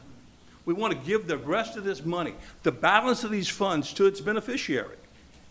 It'll be a couple of $100,000. If you choose, in your wisdom, to take that $200,000 and do what this gentleman suggests, that's going to be up to you under the trust. Then you dissolve it.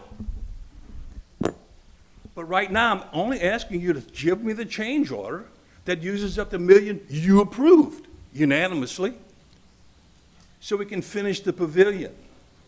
So the change order, John, sorry to interrupt, is to extend the pavilion? Extend the pavilion by about 40 feet, maybe. We didn't expect the bids to come in that low. We didn't know how things were that tight out there, that people would contract for that kind of money.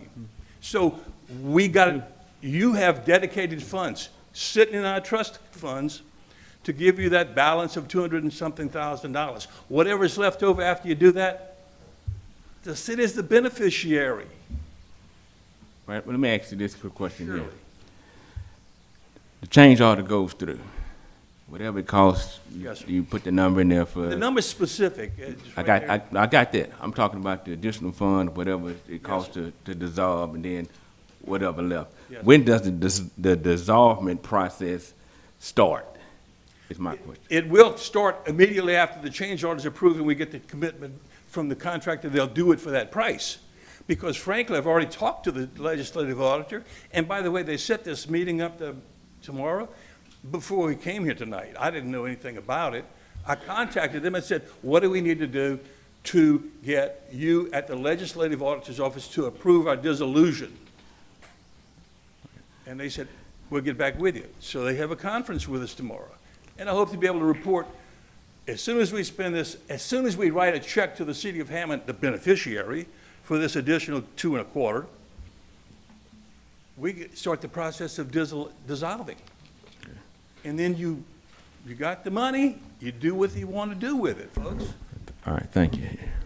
Any questions I'll be asking? I just want it to be clear. I think I understand it, but up to $1 million, that includes this change order. So it would be Yeah. a full $1 million, and then what's left over, I think Mr. Dameron said about 270, give or take, right? So that's math, I'm sure, is accurate. that's still over $250,000 that would come to the city. Yes. And the city could, at that time, use those funds for single-family, low-income, whatever it is that we feel is appropriate using the housing report. I mean, the city could use it for parks. The city could use it for anything that it wants. But what we're talking about, and I think it's a little unclear. I've been told, or people think, that we're about to use all of the money that's No. left, and there's nothing left. And I want to be very clear that that's not what's happening No. here. This is Never using up was. to the million, and then there's over 250 that's going to be left over. to Never come to was the the city. intention. Yeah. And I admire the committee's approach to this. I understand that. And I know there's a need for funds. And at the end of the day, you're going to have, I don't know what you think, but I think $200,000 is significant money. And all I ask you to do is let this CEA, which you've already approved, work its way through with this change order, and I think we're on our way.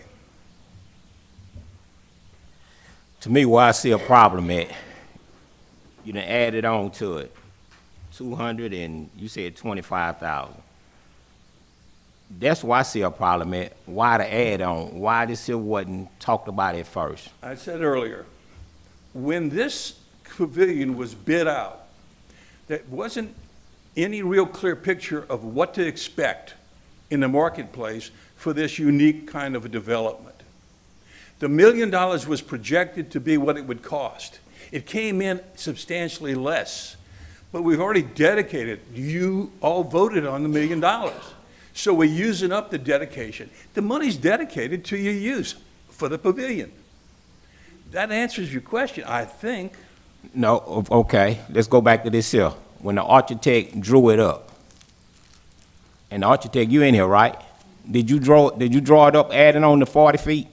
When you showed that blueprint, did you show the 40 feet added on to it? No. That's what I'm talking about. That's what I'm talking. See, the add-on what I'm talking about. I'm not talking about what y'all doing is a good idea. It's great. Nobody have a problem with it. Thank you. You But- voted for it. Yes, sir, I know everything I vote for. But what I'm looking at is the add-on, just like you did this year. What if the city, just like now, you just heard about the insurance, you was in here.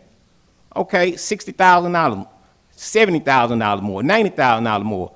Right now, look what we up against. $90,000 more going to the insurance. Hold up, sir, hold up. So what I'm saying is, see, when you do an add-on, yes, it's always a problem when it comes to me, because guess what? When that guy bid it on it, he bid it on the price that he can build it for. Now you doing an add-on that shouldn't be taking place now. That's the problem that I have. Now it's like, okay, we got $1 million. Okay, we're gonna eat it all up. No, you did your part. Guess what? When y'all sat down and had that meeting, y'all agreed on it. What meeting was that? Mr. Dan, he know about the meeting y'all had. I don't know if it was you in the meeting. Well, I didn't say you. Well, you don't know. I don't know. Well, when they had the little meeting, they know what they agreed on. And see, and this is what I don't like about us. When you do the gentleman handshake, we agreed on one thing. Now, the agreement that they agreed on, all of them know what I'm talking about. They in here. The agreement that they agreed on, it was right there. Now it's doing an add-on, but guess what? Just like they did this add-on, it should have never came before us. Yeah, it should have went on and did another meeting and talked about the add-on. That's what I'm saying. Now it come before us, and now it make it look like we confused, but we're not confused. If it was the city dollar, the taxpayer's dollar, I would still have a problem with a contractor, anybody else. Now, if I look at the blueprint, and I see the blueprint, and now you're adding on another 40 feet, it's a problem. Because guess what? May I Sir? speak to this? I'm not sure. Well, one thing, you cut me off, sir. So you know what? apologize. I gave you a chance to talk. But what I'm saying is, I still have a problem with the add-on when he brought the blueprint, and the blueprint state how many feet it is. And the city councilmen all know. It said this amount of feet. Now you're doing an add-on of a 40 extra feet. So the add-on is what I have a problem with. The project that y'all doing, I don't have a problem with none of that. The add-on is what my concern is about, because now that we know, yeah, it got 1,000 nonprofits around here that could use the money. That's all I'm saying. I sit down, I talked to the gentleman, he told me about the lighting in the park. Everything he said was great ideas. I don't have a problem with none of that. But I have a problem with the add-on. Now it's like, we're going to eat up all the $1 million. And then, see, this is the problem that you're going to have. We can sit here and eat this up, but guess what? It probably run into another 20,000, another 30,000. So now that agreement that you all made with the city, that $1 million, Now it went to 1,100,000. Now it went to 1,200,000. That's what I'm saying. Now, sir. It isn't 1,000,001. The dedication of the funds was there. Everybody voted on it. They were fortunate enough to get a bid that was substantially less than the projection. I think that's good business.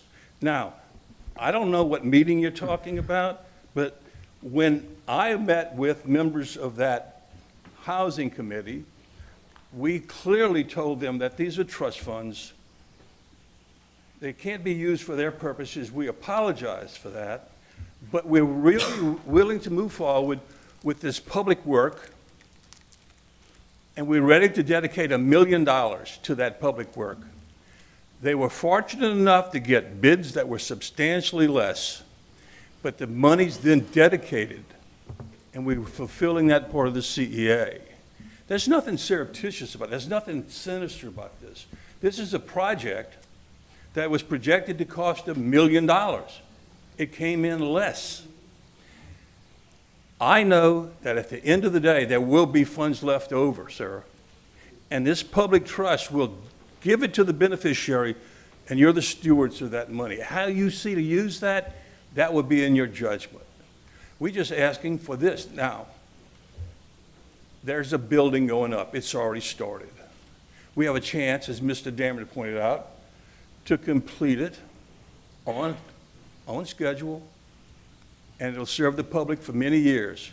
I hope that the $200,000 or so that this public trust gives to this city will benefit the project of the housing committee. But we've dedicated the funds. We have a contract. And at the end of the day, we can have both, sir. We can have both that are both good for the city. And that's what I think everybody wants.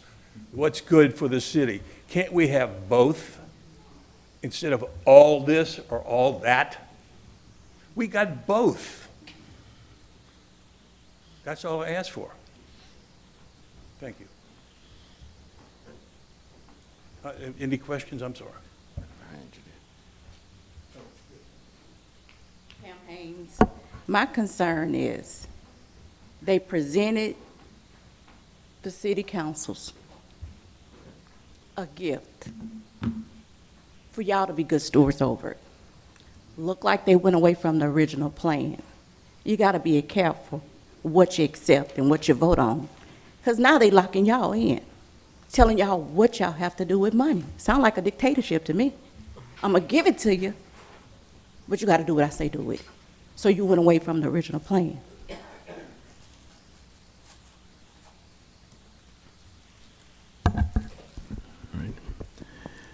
Anyone else from the council?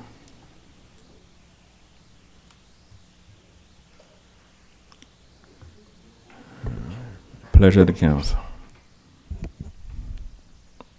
I make a motion to approve.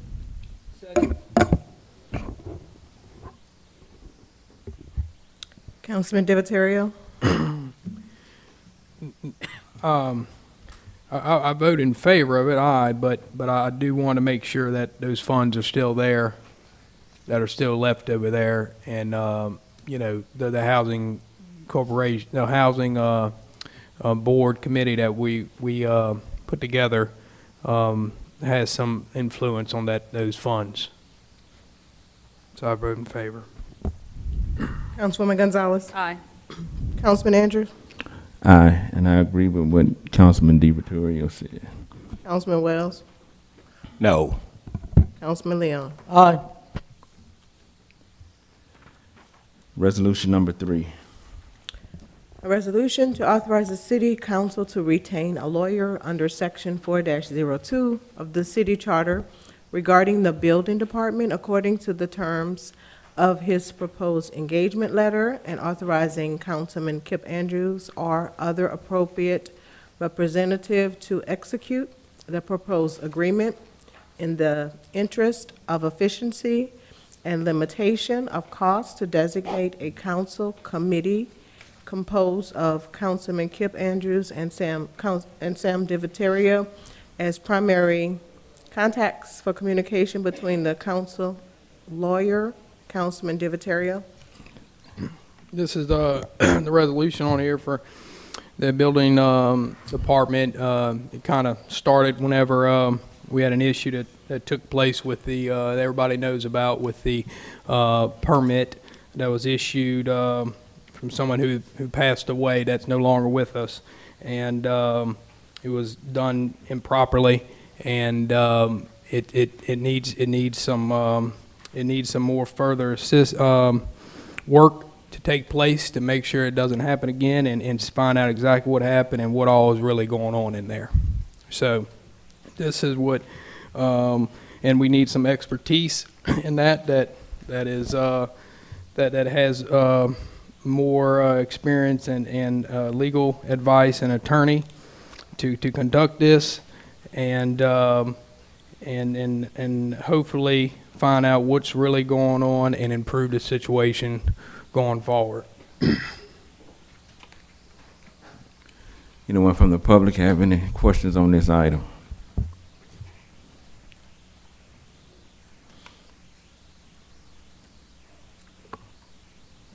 Well, you haven't voted on it yet, so I can't make any, ask really any questions about what I think it should include, right? Do you think there should be some more, something included in the proposal that was presented? Yes, yes. Okay. The agreement, the mayor's agreement with the owner of 1100 Rue Chalet, I would like to know if that was valid or not. That is a good point, Miss Cindy. I still don't think it was, because there was no compliance provision in the agreement, and the taxpayers paid for some of the alterations.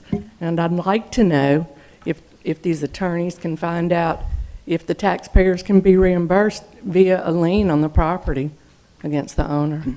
Yeah, that is another good question, to see if, if we had the authority as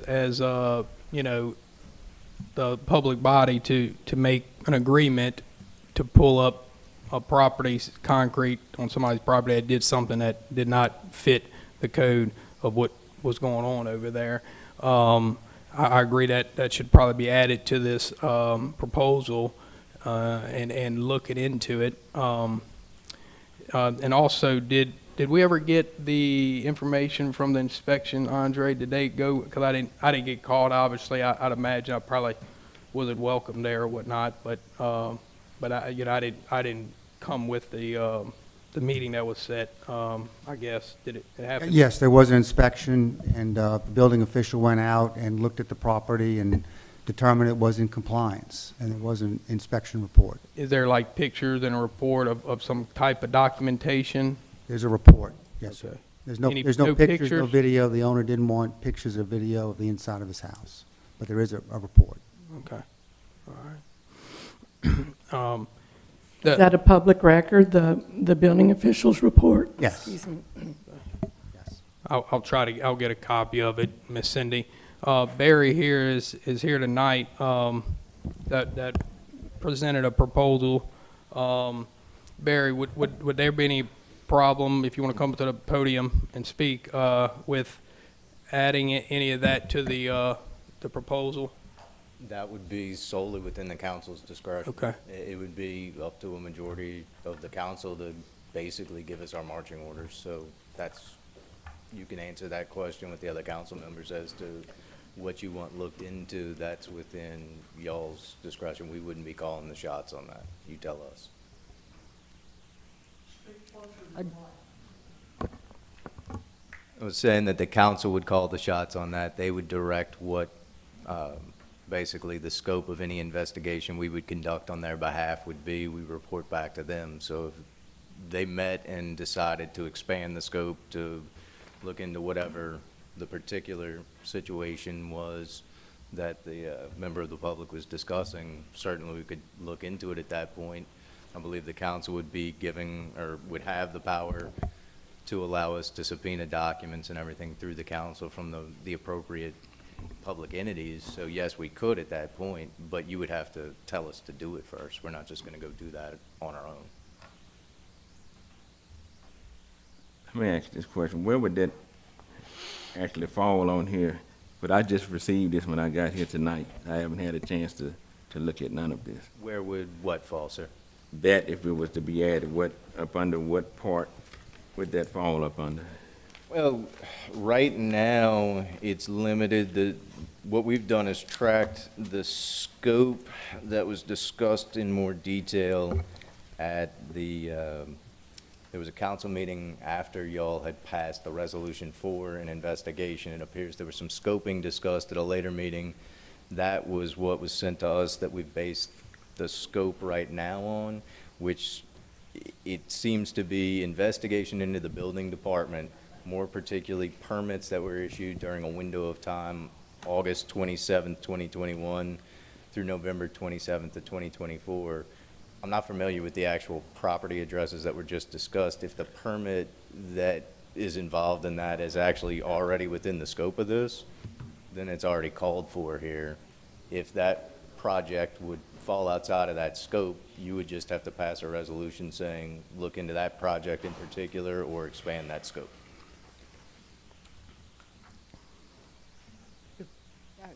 Several questions. One, I mean, there was no public notice of this.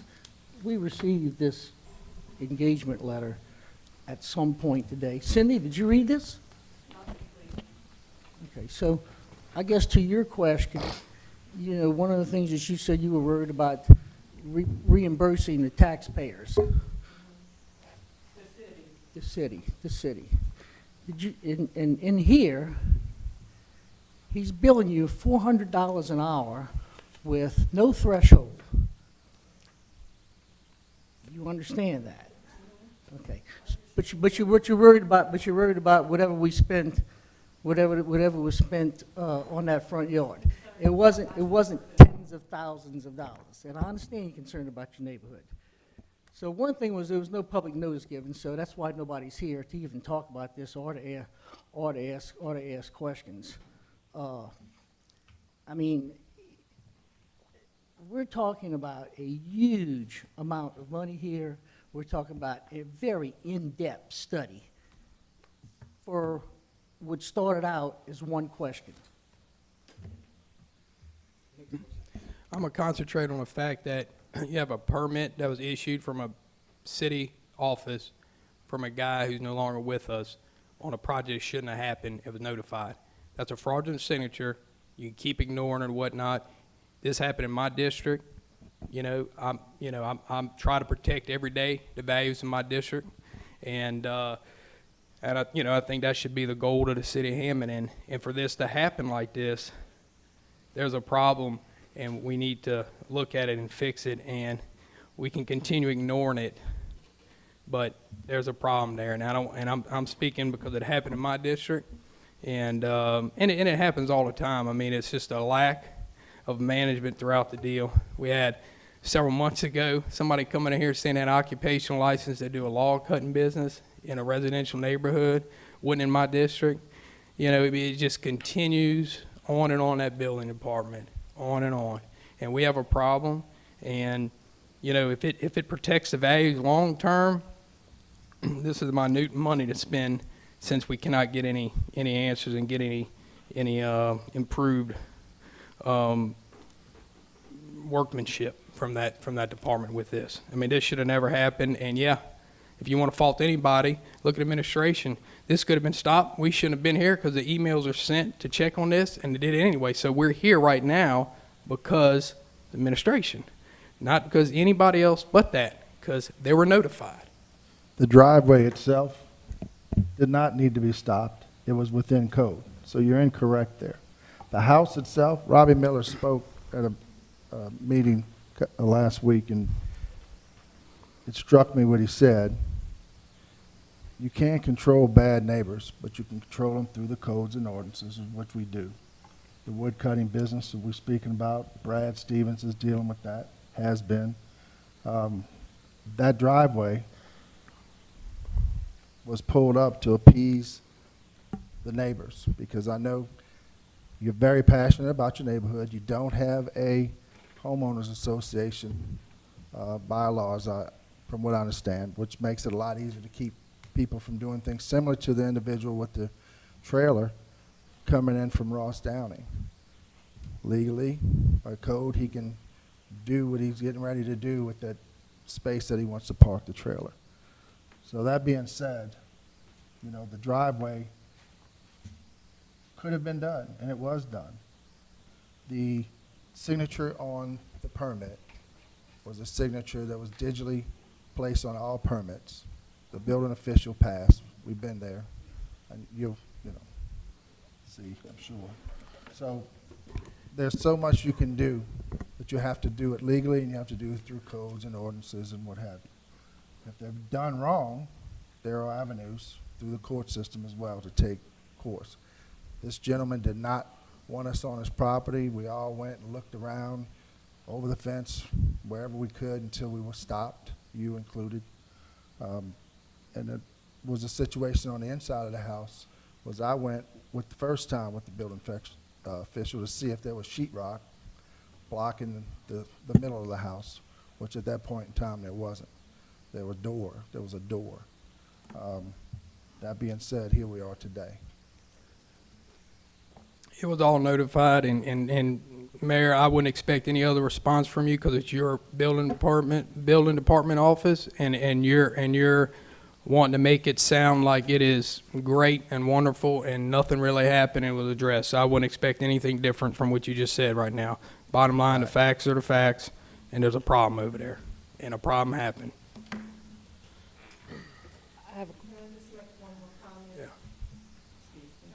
I understand that the driveway was not illegal, but it was a red flag because of the amount of parking that was already there. And we were right. And the fence dividing the backyard. It was a red flag of a violation of the zoning. Correct, and that's when we started the process. That's what's good about citizens like yourself that get involved, because a lot of times when we go out there to take control or to try to figure out what's going on, it's through complaints. But see, we tried to stop having that driveway poured, and the owner went and got a permit, and that's where the trouble started because the permit's fraudulent, and that's why we need an investigation. The driveway was not the issue. The issue was him separating that house the way he did, and that's where the red flag came up from you and the rest of the citizens. The driveway and the fence alerted us to finding out, and she's the one that went in the house. Now, the photos that were supposed Give your name for me again. Yeah, the photos that were supposed to be shown, I guess he talked his way out of it. Because when I came here tonight, I was thinking I was going to see photos, since Cindy is the only one that's been in the house. I'm fine if he'll let Cindy go in so she can look and see, yeah, this is like it's supposed to be. But other than that, this is not settled. Just him saying that he's done it. And I trust what you're saying, Pete, but I want to see photos that he's not lying to us, because I can't trust the owner of the house, especially since his contractor basically spoke out of turn and said he didn't want the city to make him put everything back. Simple as that.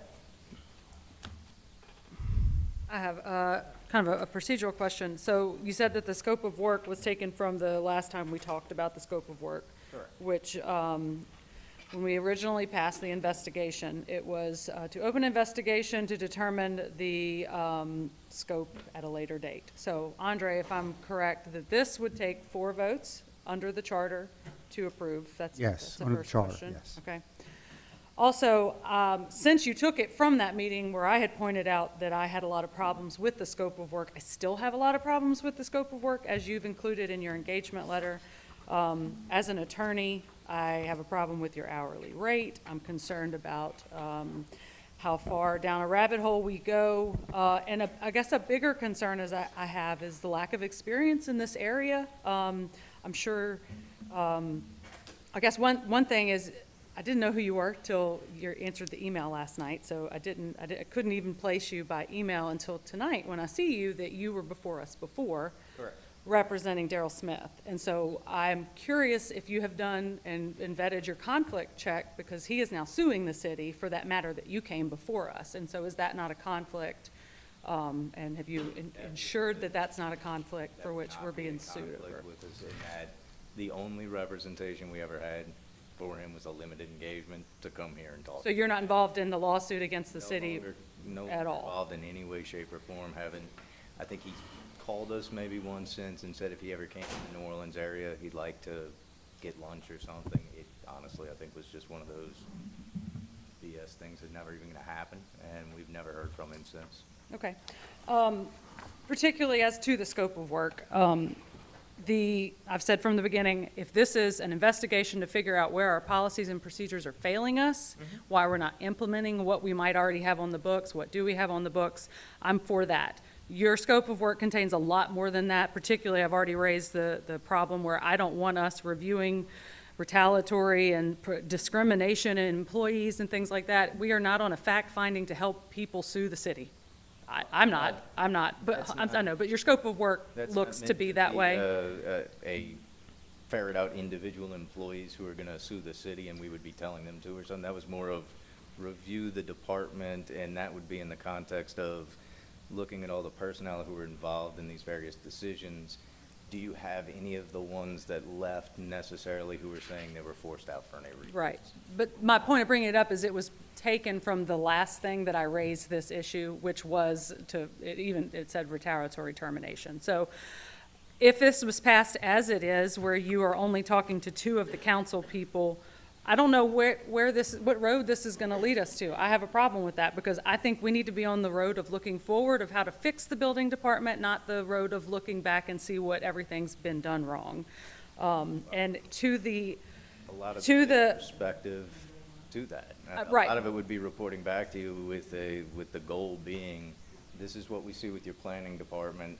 A large part of it being, I understand, Hammond in general may have just gotten a new computer service provider within the last few years that is kind of digitizing all your records. Y'all have way more stuff in your council halls than like even we do. If that's the case, it may just take some coordination, talking with those service providers to find out, might there be a way that you can implement a software filter that essentially does the job of screening documents that would be released to the public, automatically applying your redactions that would be applied, and then giving you instant access to them. Why shouldn't you have it as the council? And if it works as a pilot program, kind of on a small scale with the council, could you then expand it to the public in some way? And that's something that we would be looking at potentially, and all limited in how long we spend doing it, how many people we consult with, coming to the council and asking, what do you want done? That's why we've kind of got this phase that the intention being report back and ask, what do you want done? I get that. I think this is more suited for a consultant, perhaps even the people that develop and implement the software that we paid a fortune for and we may not be using. I don't think $400 an hour attorneys in Metairie are the right people to help us with this. That's my personal opinion. I concur with that. And Kip, would you mind sharing the idea with the auditor? Oh, yes, I met with the auditor, and they're in the process now of pulling information together from the permit office to produce a report back to us. Actually, they're going to meet with Charles tomorrow to go over some other stuff dealing with the new system. So that's where we are right now with that. Speaking of that, where's the financial? Why was that pulled off the agenda? I removed it off of the agenda due to the fact that we had all this other pressing stuff on here right now, and I didn't really want. I gave Carla my word. Today is her birthday, so when we well over what I told her I would try to do. So to keep my word, to try to let her enjoy her birthday by me being sick last week and we weren't able to have the meeting, I gave her my word. So I pulled my item off and I'm putting it back on there in December. Yeah. Well, I'd like to say this here. This all stemmed from that permit. If it wouldn't have been given out, we wouldn't have been here. Miss Cindy them, thank them for being good steward to paying attention to in their neighborhood. We have a problem. We can keep pushing it back. We got a gentleman in front of us ready to work on the investigation or whatever we need. But to you, Steve Leon, to the city councilman, period, we spent, and I want to make sure I'm saying this right. Oh, I pretty much know. We spent $350,000 on a street sweeper. Ain't nobody open their mouth. And then for the record, for the city council, because you all don't know this, the city been paying at least 5 or 6 lawyers damn near every month for different issues beside Mr. Andre. And it's over $500,000. And if it's a lie, Charles can bring all the public records and put it before us and we can see it. So we keep worrying about spending money, but we don't worry about what we're spending money on. No, the councilmen don't know because you don't see all the different lawyers that the city hire all the time that we spending money on. And it's costing the city a lot of money. And so we have a problem with the building permit office. And if you think I'm lying, a young lady stopped working the other day in the building permit office. So guess what? If the building permit office was up to standards, why people are quitting, getting fired, walking away, you all know that. So stop acting like that everything is good over in that department. That's a major department, We have an issue. You can keep putting it off, The gentleman said something about the 3 blind mice or something. And so we still playing this role like it's nothing wrong. Miss Cindy done been out to more council meetings than a lot of us. I ain't gonna say who, but she done been out to a lot of council meetings. It don't make sense for her to keep coming up here every time a council meeting take place. Yeah, the city went out and removed the slab. That's taxpayers' money. And you know the funny part about it? You all are so quiet when we using the taxpayers' money. Pay attention to what's going on. It's time for us to start making the city better for everybody, not just for one person. We need to make it better for everybody. We have an issue. Ms. Gonzalez, you had some good questions. You know, the gentleman answered the question. Why we keep putting it off? And we can keep putting it off, but guess what? I can bring it up at every meeting, until we get an answer. You know what? And the way I'm looking at it now, it's like, do the city councilmen have something to hide? Or they been getting permits that they shouldn't have received? That's what it seemed like to me, because everything I do, I go to the office. Yo, they got a computer system in place now. But this is what's going to take place, and I'm going to say it for the record. This young man can start an investigation right now. And you know what y'all don't realize? He ain't going to find nothing. You know why he ain't going to find nothing? The computer system wasn't even installed. All them records going to disappear as of right now. And I can say this on the record, because everything was on paper. It done disappeared because they got all these new people in the office that's been getting rid of all that paperwork. So he's not going to find nothing. The only thing he might find is the straight people that they do have. You're going to find their buildings. You're going to find that. And then I'm going to say this for the record, since y'all need to know, the building permit office, and Charles right here, he can state it, they got $50,000 missing right now in the building permit office that the city can't even show where the money is. Look how you leave. Miss Lauren not here. She left for a reason. She ain't just leave just to be leaving. Who the hell gonna leave a $100,000 job? Who gonna leave it? A $100,000 job in the city of Hammond, $95,000, $85,000. Look at all the people that's walking away. They walking away for a reason. When it's time to do your job and you can't prove it, we have a problem.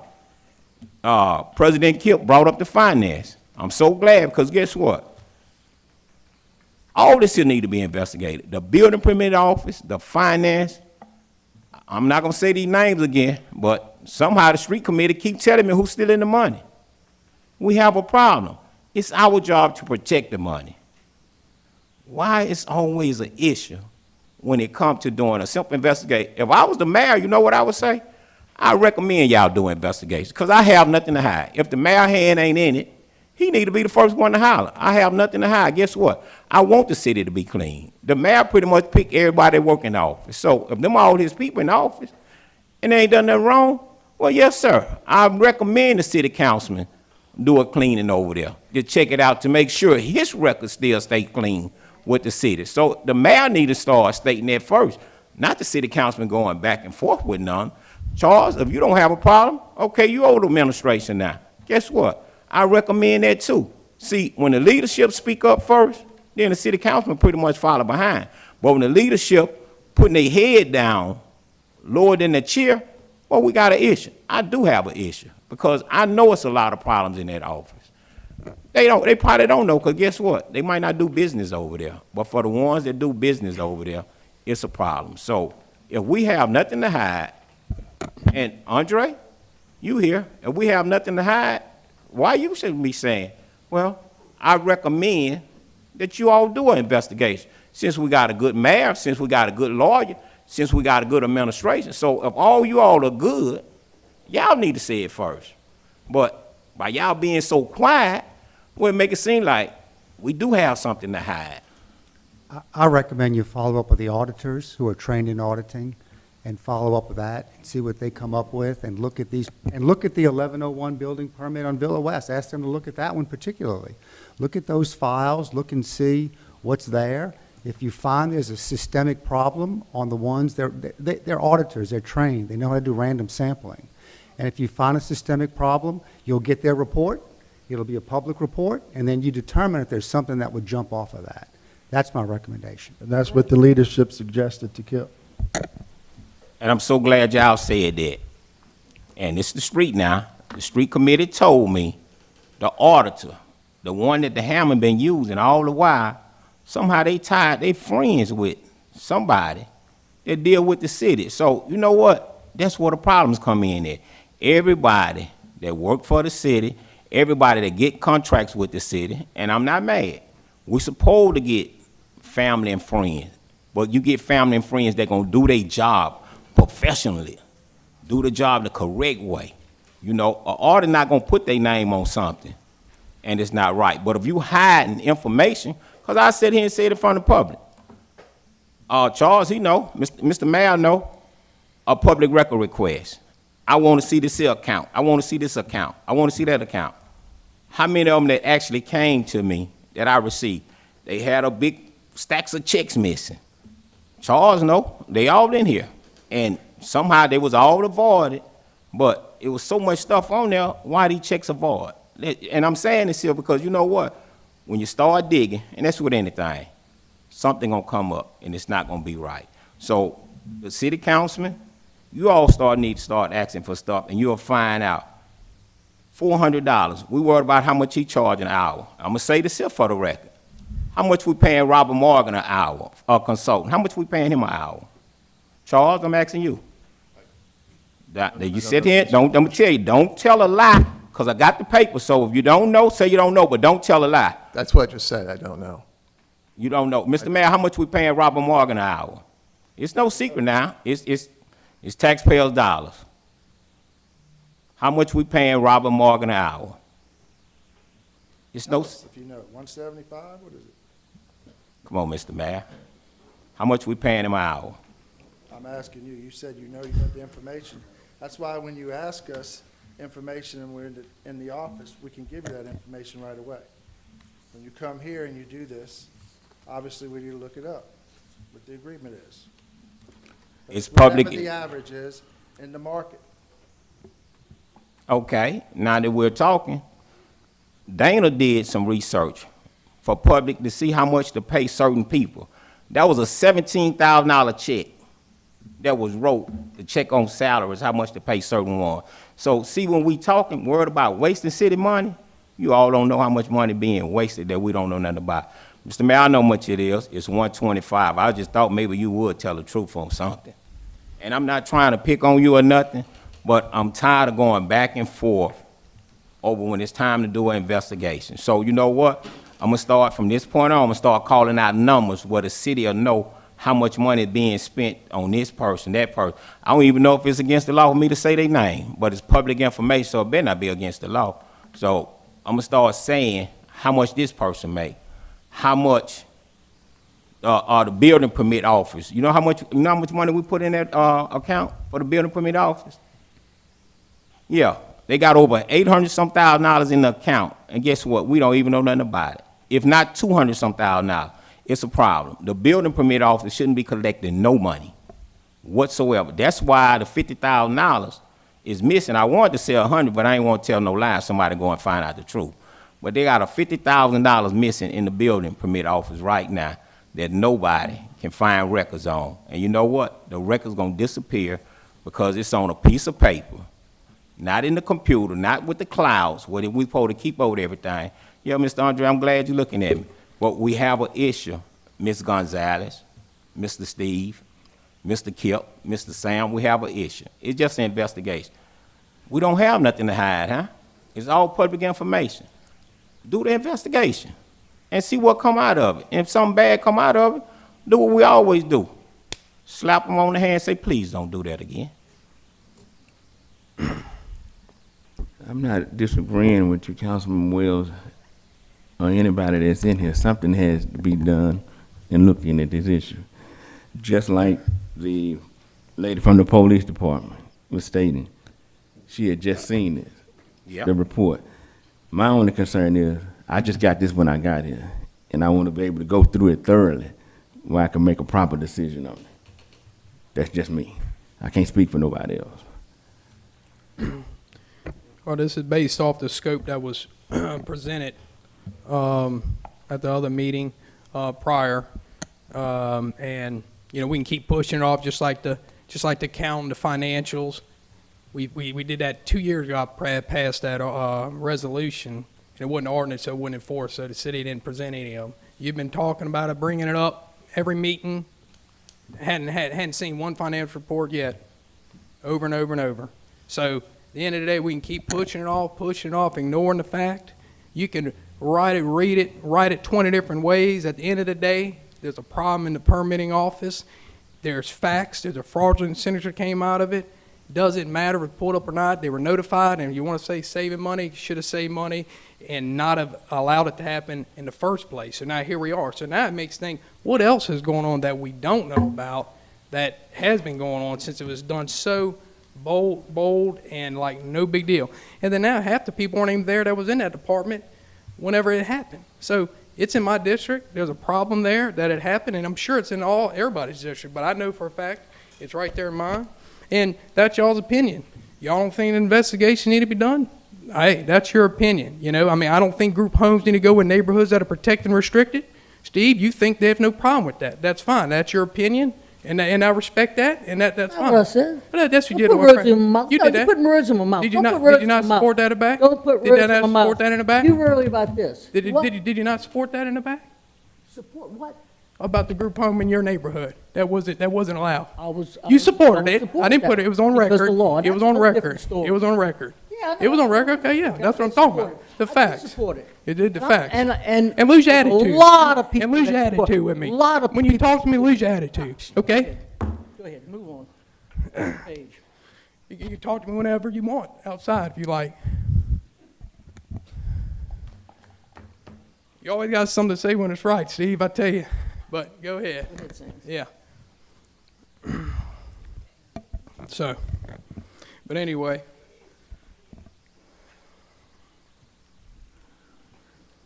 Is there anyone else?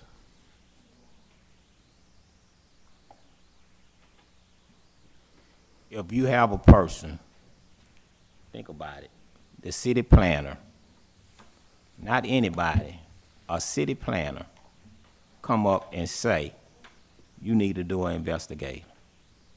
The city planner said that. This didn't come from me. It come from the city planner. Then, you shouldn't even talking about this. You had a signature that was on a permit. It shouldn't even be discussed. I mean, we know right from wrong, and we know what took place was wrong. Why are we so scared of an investigation? Why? It don't make sense. We have to start getting these problems solved. They're not hard problems, but we have to do better than what we're doing. If not, all five of us ain't gonna never talk to one another, and I wanna go to heaven. So I'm gonna try to talk to you because I wanna go to heaven, but we need to do something. Anybody else from the audience, anything to say about it?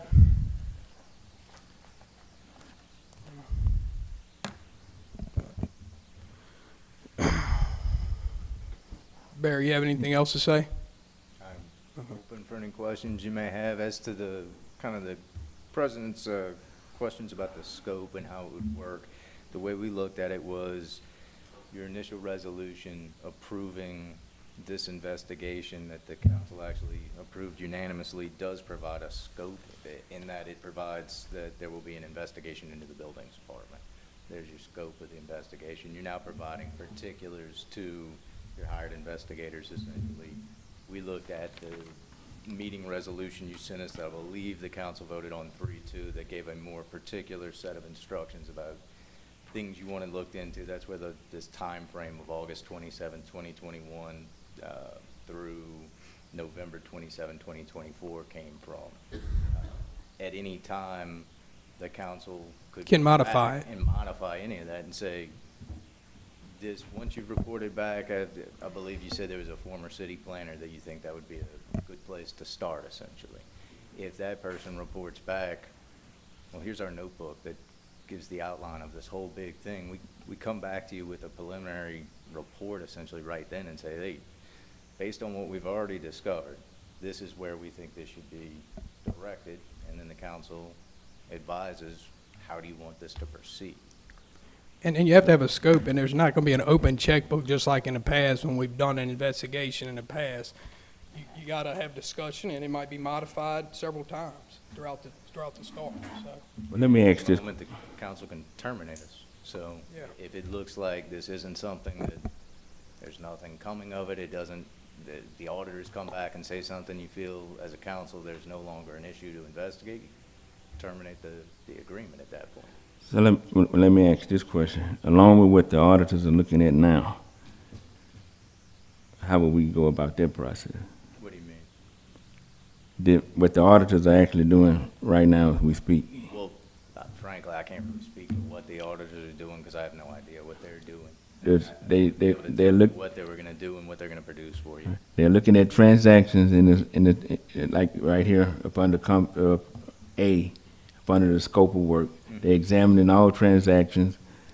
They're pulling 10 random from January of 23 up until present day. Okay. So my question is, once they return back their finding, I'm trying to see how this will work parallel, or do we just continue to let them do what they're doing? It would depend what their findings came back and reported, and I'm still not 100% sure what it is they're reviewing for you. Are they reviewing these permits they're pulling, their auditors? What portion of it is being audited? Are they looking at the financial irregularities of any of these permits? Are they looking at how the process went? Apparently there's an issue with somebody's digital signature being used on permits after that person was deceased. Are they looking for that issue? That all falls up under the reporting back to you. Right. That incident falls all up under what they're looking into. They're looking at the old process and the new process.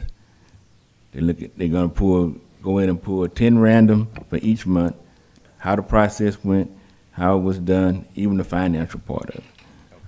Okay.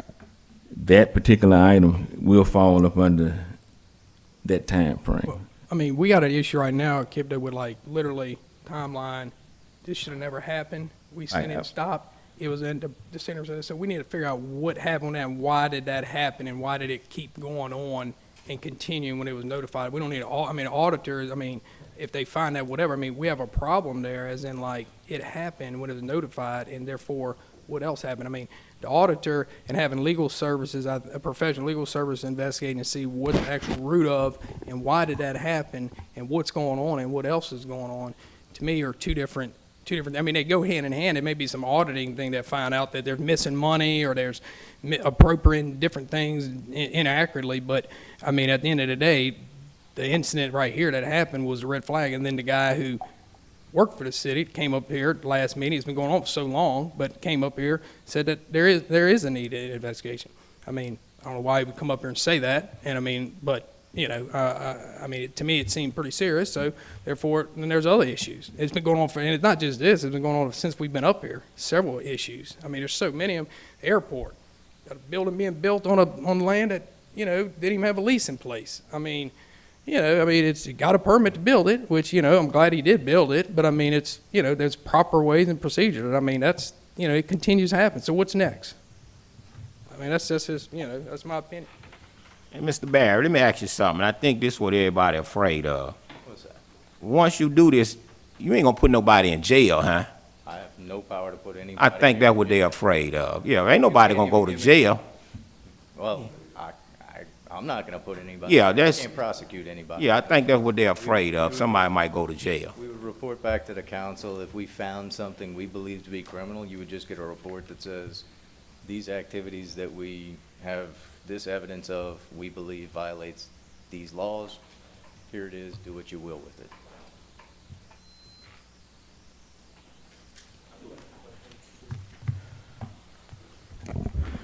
I think on the last, Stanley Campbell, I'm sorry. Thanks, Sandra. On the last couple of meetings, if I'm not mistaken, it was a unanimous vote to actually have this investigation. Am I correct? Yes. Okay, so how we go from having a unanimous vote on the investigation itself to actually being at a stopgap right here at the scope of work? You know, is there a way that the city council can still operate and get the work done? Because right now, it doesn't seem in this situation that the body's operating the way that it's supposed to, basically as the mayor and his administration as the executive, and basically the council as the legislative branch. So how do we get over this hurdle? I guess that's where we are as a business. Every time I get up here, I talk about business. You know what I mean? If we talk about the city as a business, I think some of these people who have came in here, including the airport authority and the issues that they've had at the airport authority, and you know the Villa West situation kind of points to that there's an issue in the building department. So as a business, as Hammond, as a city business, would kind of tell us that there's an issue somewhere systemically that we need to deal with. So how do we get over this stopgap and actually take care of the business of the city? To answer that, as Charles and I stepped in when these red flags started coming up, we have corrected, and I think both organizations are operating properly. And that, you know, through the auditor and the report that she's doing, because I would assume if there was any attorney involved in it as well, one of the first people that would probably go to would be someone like an auditor who would do a forensic evaluation of the funds as well, as far as practices. So, you know, I feel that you're a businessman. I am. So when you're not on site or whatever you're doing, and someone else that you've hired is doing something, you get a red flag from a customer, whoever, you step in and you handle it, correct? Correct. I feel we've done that. Okay, so in multiple situations, like you look at the Hammond Authority, the airport authority, and that situation, and multiple other situations, since I've been coming to the city council meeting, it all kind of points to there being an issue in the building department. Basically, you as the executive and the fiduciary of these funds, I mean, Councilman Leon is talking about funds, but you guys are the fiduciaries of the city. So if I'm the executive, I'm thinking about, okay, what's going wrong in this area? That one department, if you're having an issue in that department, you don't let that department iron out their own issues. You go there as the executive and you do an investigation on it. And I think that's what the body needs to do with the administration as far as the building department. You understand? Does it make Absolutely. sense? You're saying you can't investigate yourself? That's why we suggested. Exactly. That's why we suggested the auditor to get in there and do a forensic audit. Okay. But Councilman Gonzalez, a lot of times, me and you, we talked about this last time. I felt like some of the things that you were saying about this investigation itself was take the teeth out of the investigation. Some of the ideas that you talked about today, you know, how do we overcome the issues that you yourself have with the scope of work that the attorney would be doing? I think that, well, I don't want an attorney to do it first and foremost. Okay. I want an auditor to do it. And then if the auditor comes back and they've looked at a year worth of things, 10 different randomly pulled 10 permits over a year, and they say, look, wow, you guys are not following these best practices, right? Then we say, okay, we got a big problem in our big manual that's our policies and procedures. So can we fix it ourselves? Maybe not. So we hire a consultant who is a building department, planning department. I was on the master plan for the parish's zoning rules that they were doing. Okay. There were a dozen professionals up there who were in consulting firms that were putting together something for the parish. Those are the people I want to see, the people who know how government planning and building work, not lawyers who are trial attorneys or, you know, according to here, I don't think they have the experience. Why didn't we put this out for proposals so that attorneys who have experience in this area? I'm a succession attorney. I couldn't do this if you paid me $600 an hour, and I wouldn't do it. So I want to see people who know how to do this work, do it well, do it for the right price. Maybe it's $100 an hour, and they're experts in this field. Well, let's hire them. Okay, so if they had that person in-house, if they brought that person to a meeting and actually brought them and they gave the scope of work, if we had the same scope of work, but with somebody that you deemed more qualified, you Not vote for it? qualified, but a professional in the field. Right, that's what I'm saying. Yeah, absolutely. I could get on board with that. I think perhaps a request for proposal so they can tell us what they want to do, but I think that you need identifiables. Right now we have one, maybe two, very public complaints. And I'm not saying that they're not valid or warranted. Absolutely. However, if the auditor comes back and says over 120 applications that we randomly had, we found 5 that looked strange because the signature was wrong, or you're using the software wrong, or the chain of command is off. We have identifiable, measurable problems that our consultant can then say, this is best practices in this field of work. You're not using your software right. Your binder is 45 years old that shows what best practices in planning and building are. I mean, I think that's just common sense. Okay, so is your point of view, basically, you guys need to wait for the auditors to continue and to come back with their findings I think that was first? a great solution that Kip put forward. I was excited about it because we are accomplishing something, but we're doing it independently, and we're doing it with people who can give us some measurables to then determine what is our problem that we're trying to fix. Okay, got it. Yeah, where was the auditor's information at? Did we get an email about what auditor company that was hired? It's the one that do the audit. Oh, the same auditor that we've had for 15 years that's doing an audit, the same audit. Okay, that the city hires, is that right? Okay, I just wanted to make sure. That's does no good, but whatever. I mean, that's pretty much, can't even tell me, I didn't see any name or any what scope of work the auditor was doing either. So, I mean, you know, you can go both ways with that. So you can go here and sit back here and argue back and forth. Bottom line is we have a problem, and you can continue ignoring and making up excuses about it. But, you know, I'm not, you know, we can keep kicking it down and hopefully everybody will lose, you know, forget about it, move on. And then, you know, 2 months later from now will be another issue in another district or another issue coming about in mine or whatnot. So we can just keep continuing on the same road we've been going. No auditor or CPA is going to risk their license to do something unethical. That's exactly what I was going to say.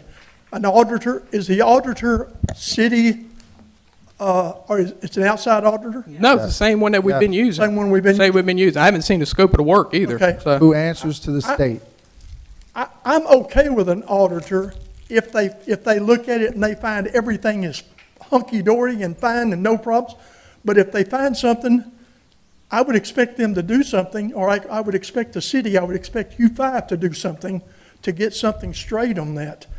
An auditor, I mean, $400 an hour for lawyers, I understand they've got to make a living, high living, and if you charge $600 an hour, or if you had a chance to charge $600, I think you would probably jump at it too.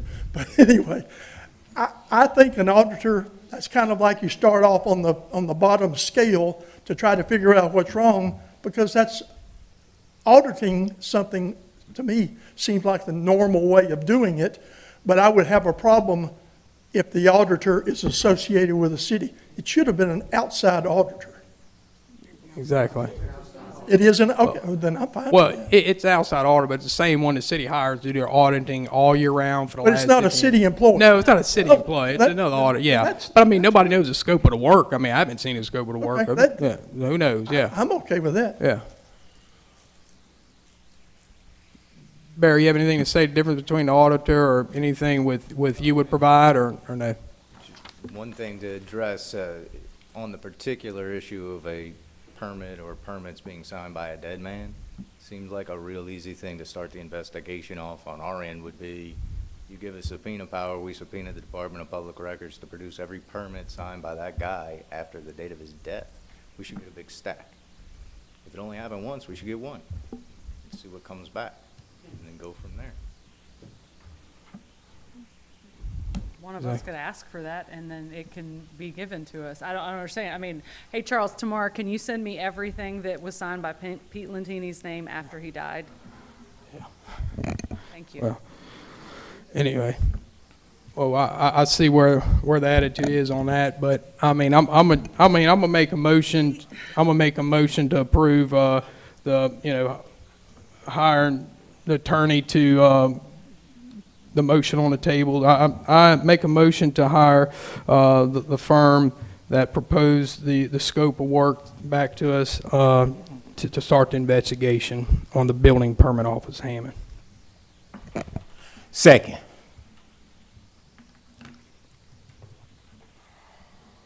Councilman Wells. Aye. Councilman Leon. No. Councilwoman Gonzalez. No. Councilman Andrews. I vote aye for it. You vote what? Aye. Councilman Divatario. Yes, aye.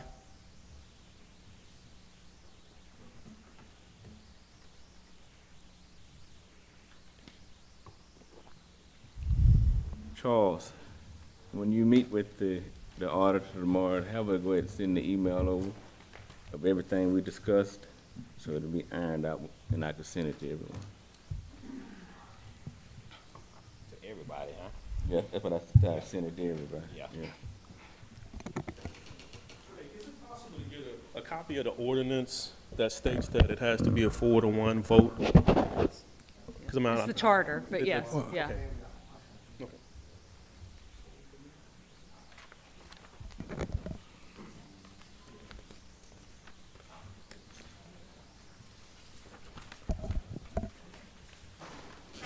Resolution number 4. A resolution to purchase a 3-operator position dispatch console in the amount of $135,803.92. RFP 25-05. Charles? The police department did an RFP for new dispatch consoles. The ones that they have are at least 15 years old. I believe some of them were actually purchased around the time of Hurricane Katrina.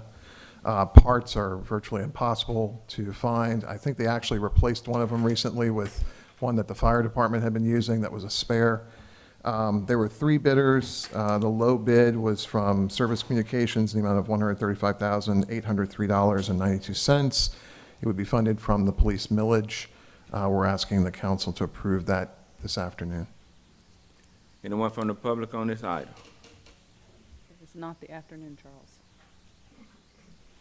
Charles, explain this to me, Charles. What is this? These are dispatch consoles. These are the consoles that the 911 operators use to actually dispatch radio frequencies to the officers for patrol and whatnot. They're sort of like the brain of how the communication system works. So do the officers talk or what? Explain. I don't want to understand it. And I've been asking questions about it, but nobody. So the radios talk through the system, and the dispatch consoles are part of that system. That's how I'm trying to think of an analogy. It's kind of like a router at home, right? It's how communication is routed through the police department. The dispatcher takes a call, they can dispatch that call, that communication to the police officer. It facilitates communication. Without the dispatch consoles, you can't communicate. Instead of using a handheld type situation. Okay. All right. Thank you. So it's more like their phone system. Yes, sir. Okay. Like the what, kid? The phone, when you call in, is the way it's transmitted and picked up to them. Yeah. Anyone else from the council on that? I make a motion to approve. Second.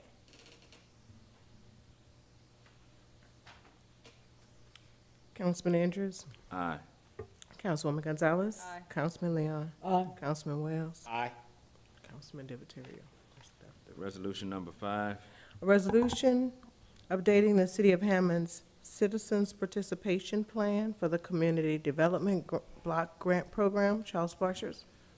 This is something that I've previously brought to the council probably about every 2 to 3 years, maybe 4 years. Prior to now, we had participated in the state's version of this program. We had an opportunity last year to become a direct federal recipient from the Federal Community Development Block Grant Program. So this participation plan is basically being updated to reflect our participation in the federal program. So wherever there were references to the state program, I've removed those, replaced those with the state programs. I think I may have also updated some contact information in here, my own, since my title has changed. Through this program, we will be able to get about $230,000 to $250,000 a year allocated to us. The federal program is much more flexible than the state program. For a number of years, the state program has more or less been limited to streets, water, sewer projects. The federal program opens the door to working in parks, working in public buildings. We can work on homeownership programs and mortgage programs. There's a lot more flexibility in the federal program. So we're excited to become a partner. We'll be the first new program in the state in quite some time. And just Friday, I got our award letter. So we're looking at $236,635 that will have to be able to be spended. The first few years of this program, what we're doing with these funds is what we were going to do with the state funds. We're going to put some of these monies into 2 of our parks, Martin Luther King Park and Z. Murray Park. That was the original plan. This is also a way for us to kind of take a project or projects that we're familiar with, kind of learn how the federal program works, how it's different, how it's similar to the state program, with something we already know how to do. So we're asking for the council's approval of this. This is one of the final pieces to participating in the federal program, allowing us to sign the grant agreements and become a federal grantee. So if under this charge with the federal grants, does it fall with matches, grant matches at times with this too, or it's just? So far, this is going to be a direct allocation. I don't believe there's a match requirement. I haven't seen one. I'm still working through the documents, but to my knowledge, this is a direct federal allocation. We'll have somewhere between 12 and 18 months to spend the funds, although there is some discussion at the federal level right now about allowing recipients to roll those funds forward. That would allow us to, collect 2 years worth of funding, for example, and do a larger project in year 2. So, yeah, like I said, it's a new program. There's a lot of questions I'm still in the process of learning to ask, but I think this will be very beneficial to the city going forward. Anyone on this particular item, resolution? Anyone from the council? Yeah. Charles, how many people that you have on this committee? I'm sorry, the committee? Yeah, this the block grant, because I'm talking about, I see Mr. Sule back there, so I'm talking about, do you have anybody? We haven't formed a committee, not yet, no. Okay. That may come, but that has not happened yet. Okay. Yeah, that's what I wanted to know, because we're talking about we doing the block grant, but yet, I'm saying Mr. Sule have a lot of good information, but yet we're not using it. So I just want to make sure people like that, and pretty much like with the housing committee. Sure. Pretty much, have people to participate in that, which I'm gonna say this here, that the councilman can pick somebody, be on the committee. That's it. Anyone else? Pleasure of the council. Motion to approve. Second. Councilman Leon? Aye. Councilman Wells? Aye. Councilman Divatario? Aye. Councilman Andrews? Aye. Councilwoman Gonzalez? Resolution number 6. A resolution adopting the Louisiana Compliance Questionnaire for fiscal year 2023 through 2024 and authorizing the mayor, director of administration, and city council clerk to sign the questionnaire. Charles Borchers. So this is an annual questionnaire that we complete as part of the audit. We have come to the council in the past to basically put this in front of you guys and ask for your approval to authorize the mayor and the other signatories to sign the document. It's a compliance questionnaire. We're answering questions about you know, whether there are familiar relationships involved in transactions and so forth, ethics violations, that sort of thing. So I think the version you have, we've pre-populated the answers as we do in years past, and we're just asking for your authority to have the mayor, myself, the council clerk sign it so that we can make it part of the official audit documents. All right. Anyone from the public on resolution number 6? Anyone from the council? Yes, sir. So Charles, I just heard you say a word in there.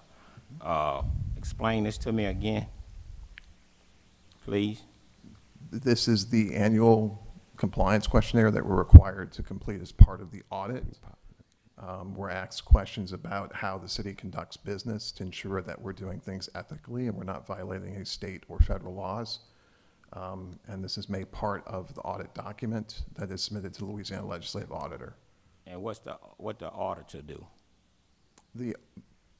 What does the auditor do? Yes. With this questionnaire, or? Yes.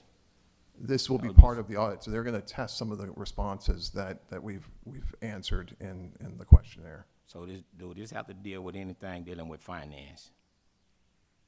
Yes, it's part of the audit. Okay, now we have a problem. Don't nobody up here know nothing about the finance. So now you asking us to vote on something. I'm gonna say it like this here, I don't know anything about the finance. So now you asking us to vote on something that which we've been voting on, which we didn't know. So it come back again. Here we're about to vote on something that we don't know nothing about, because none of us know. I'm gonna say it like this here, I don't know anything about the finance. So how could I vote on something that is very important? Because once we vote on it, we don't know if it's right or wrong. Because I don't know how much we have in none of the accounts or anything.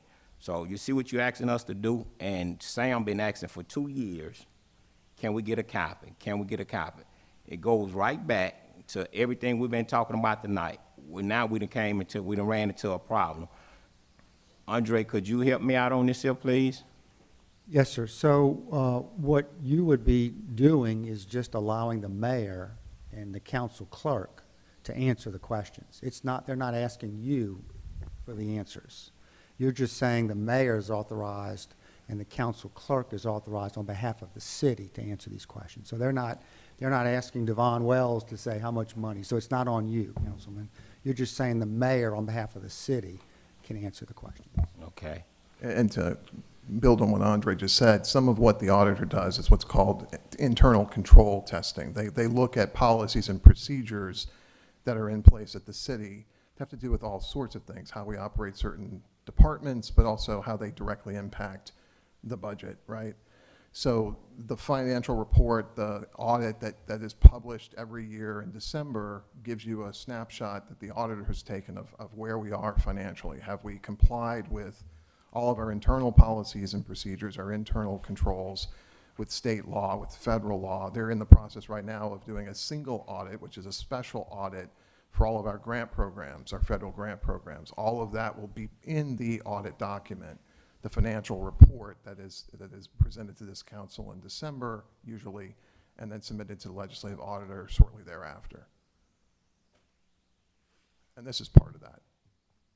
Okay, well, I don't feel comfortable voting on it like that because I really don't know what's going on, and I still like to know exactly how much money that the city is really operating on. So, on that questionnaire that you're talking about. So, I don't see what we should even be voting on this here, Mr. Charles, because it goes back to a conflict. And I'm not trying to be, I want everybody to enjoy their holiday and everything, you know, and I'm not trying to hold up Councilwoman's birthday. But oh, it's over. It's over. I ain't know it was over, so I can keep asking questions. Go then. for it. So that's what I think about it, Charles. You know, you see, and I know you just got in this position and stuff, but in the meantime, you see where I have a problem at. You know, if we put everything on the table, everybody can read it and understand it, and in a timely manner. Because I heard President Kipp sit there and say, you know, I just received this today. And I pretty much feel like Councilman Kipp, it's a lot of things that I just received at that moment, not just up here, for a lot of things going on with the city. So that's my opinion on it, Mr. Charles, and I know we done put you on the spot, but you got a lot, man, you got some shoes to fulfill, man, and it's gonna be a lot, because I'm gonna come at you, you know, I'm gonna do good this year, but next year I'm coming strong and hard, and I can ask my questions ahead of time before the council meeting, but we need to start getting true answers. You know, I don't care who it is, what it is, just tell the citizens, the taxpayers, the truth. That's all I've been asking for from day one. So thank you, Mr. Charles, from doing what you can, and Mr. Andre from doing what you can on it. Anyone else? Pleasure of the council. Motion to approve. Second. Councilman Andrews? Aye. Councilman Divatario? Aye. Councilwoman Gonzalez? Aye. Councilman Leon? Councilman Wells? No. Reports, Mayor? As Councilman Wells said, this is Thanksgiving time. Please take the time to enjoy your family, friends, fellowship, and have a safe holiday. Council report? I'll remind everybody of Starry Saturday, which is on this coming Saturday downtown. All day long, there's all kinds of great things, ending with a movie in the park in Kate Square Park, which is going to be the Santa Claus. It's a good family-friendly event. So hope everybody can come out, and happy Thanksgiving. I want to confirm and clarify that the vote earlier with the investigation being 3-2, that we can engage with Attorney Barry.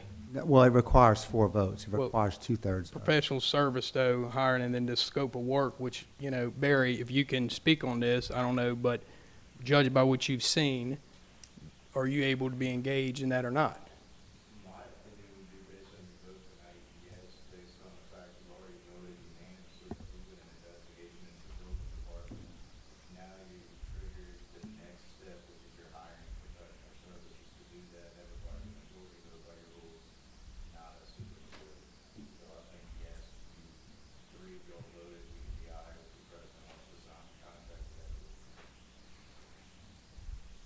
I just wanted to confirm that. Order requires 2/3 vote. What you voted was the who. You voted who, and that's the building department. You didn't vote the what. What are you investigating? The charter requires you have a specific purpose for your investigation. The purpose requires 4 votes. Who you're investigating and what you're investigating requires 4 votes. So Barry, step to the podium. So with that being said, to me, I think there's an argument there to where that's not my profession. I'm not an attorney, but I mean, I think that's Andre's opinion on that. And then therefore your opinion is that, and you're an attorney, and that's the whole point of. I'm an attorney too, I agree. I'm looking at your publicly published resolutions here on your Hammond.org website. Number 8 from your August 27th meeting says a resolution to open investigation into the building department office regarding any and all matters related to permits under. Nope, that was not what was passed. That's not what was passed. That was not what was passed. Minutes. Okay. Yeah, the minutes, just to be clear, the minutes say there was a motion by Councilman Andrews, second by Councilman DiVittorio, to move forward with opening an investigation into the building department, and the scope will be determined at a future meeting.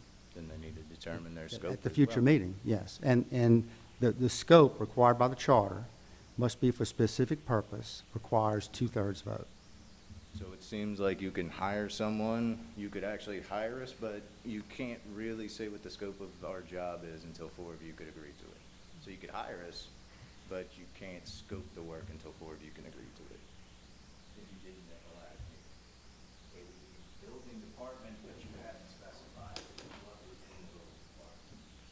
Well, if I'm not mistaken, you really can't go by the minutes. You have to actually go back and listen to the entire council meeting, and you'll know then that it was actually voted on and it was passed. You can't go by the minutes because Ms. Lisa, she's not writing down everything we're talking about. So you can't go by the minutes itself. You have to actually go back and look at the council meeting, and you'll see. And that's for, you know, it's not nothing against Ms. Lisa. Nobody taking notes, writing down everything. We know this. So that's why you can't actually go by what the minutes state. You have to go by the actually meeting itself, and you can go and see where everything was said for the entire meeting. You know, so you can't go by the minutes and don't come talk about, because Mr. Andre just done took out that part, but yet, you know.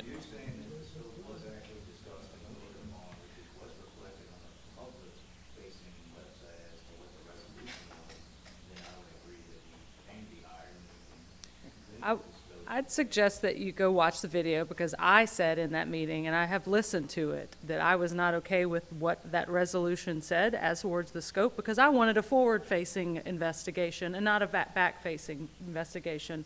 And it was Councilman Andrews who said, well, we'll determine the scope at another meeting. We all can agree something needs to happen, but we'll figure out what that is. And that's paraphrasing. I didn't memorize it exactly, but go listen to the meeting. We very much discussed what was the scope. We didn't come to a consensus that night. Minutes, I may not document word for word, but I go back and watch every single meeting. And that's how I document. I don't write every word. But we have to understand as well that the minutes are legal, law-abiding documents. That's why they have to be published in the newspaper. So I have to try and make sure those minutes are as accurate as possible.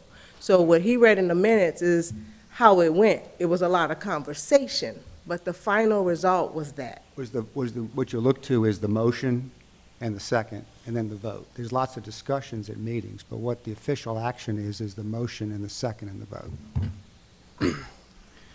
So I can't say what y'all supposed to do, but what I can say in my defense, when it comes to stuff like minutes, because my name is on that stuff. I'm the clerk, and I'm responsible for making sure those minutes are as accurate as possible. Seems like we have to hire an attorney to look at what's really the right thing to do or not in this case. That's crazy. But I'm not going to sit here and litigate what was right or what not. But I know my intention, we voted on an investigation and a later date, the scope of the work, to come. You got to have something on the paper. Which I mean, if you didn't agree with it, you're not going to have everybody agreeing on the scope of work, which you could change 20 different times. But you have to start somewhere. So. Going back to the council report, I just want to say happy holidays. You all be safe in your traveling or staying at home.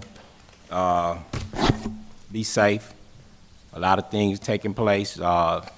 Just last night, I lost a nephew from gun violence. So you all be safe and watch everything that you do in your surroundings.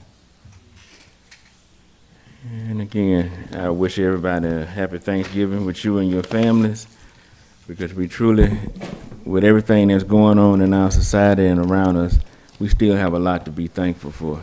Are we a perfect people or a perfect nation? No. But we should still try to strive for perfection and do the very best that we can do. So I wish everyone a happy Thanksgiving with you and your families. Yep. I agree. Happy Thanksgiving, everyone. Can I get a motion to adjourn? Meeting adjourned.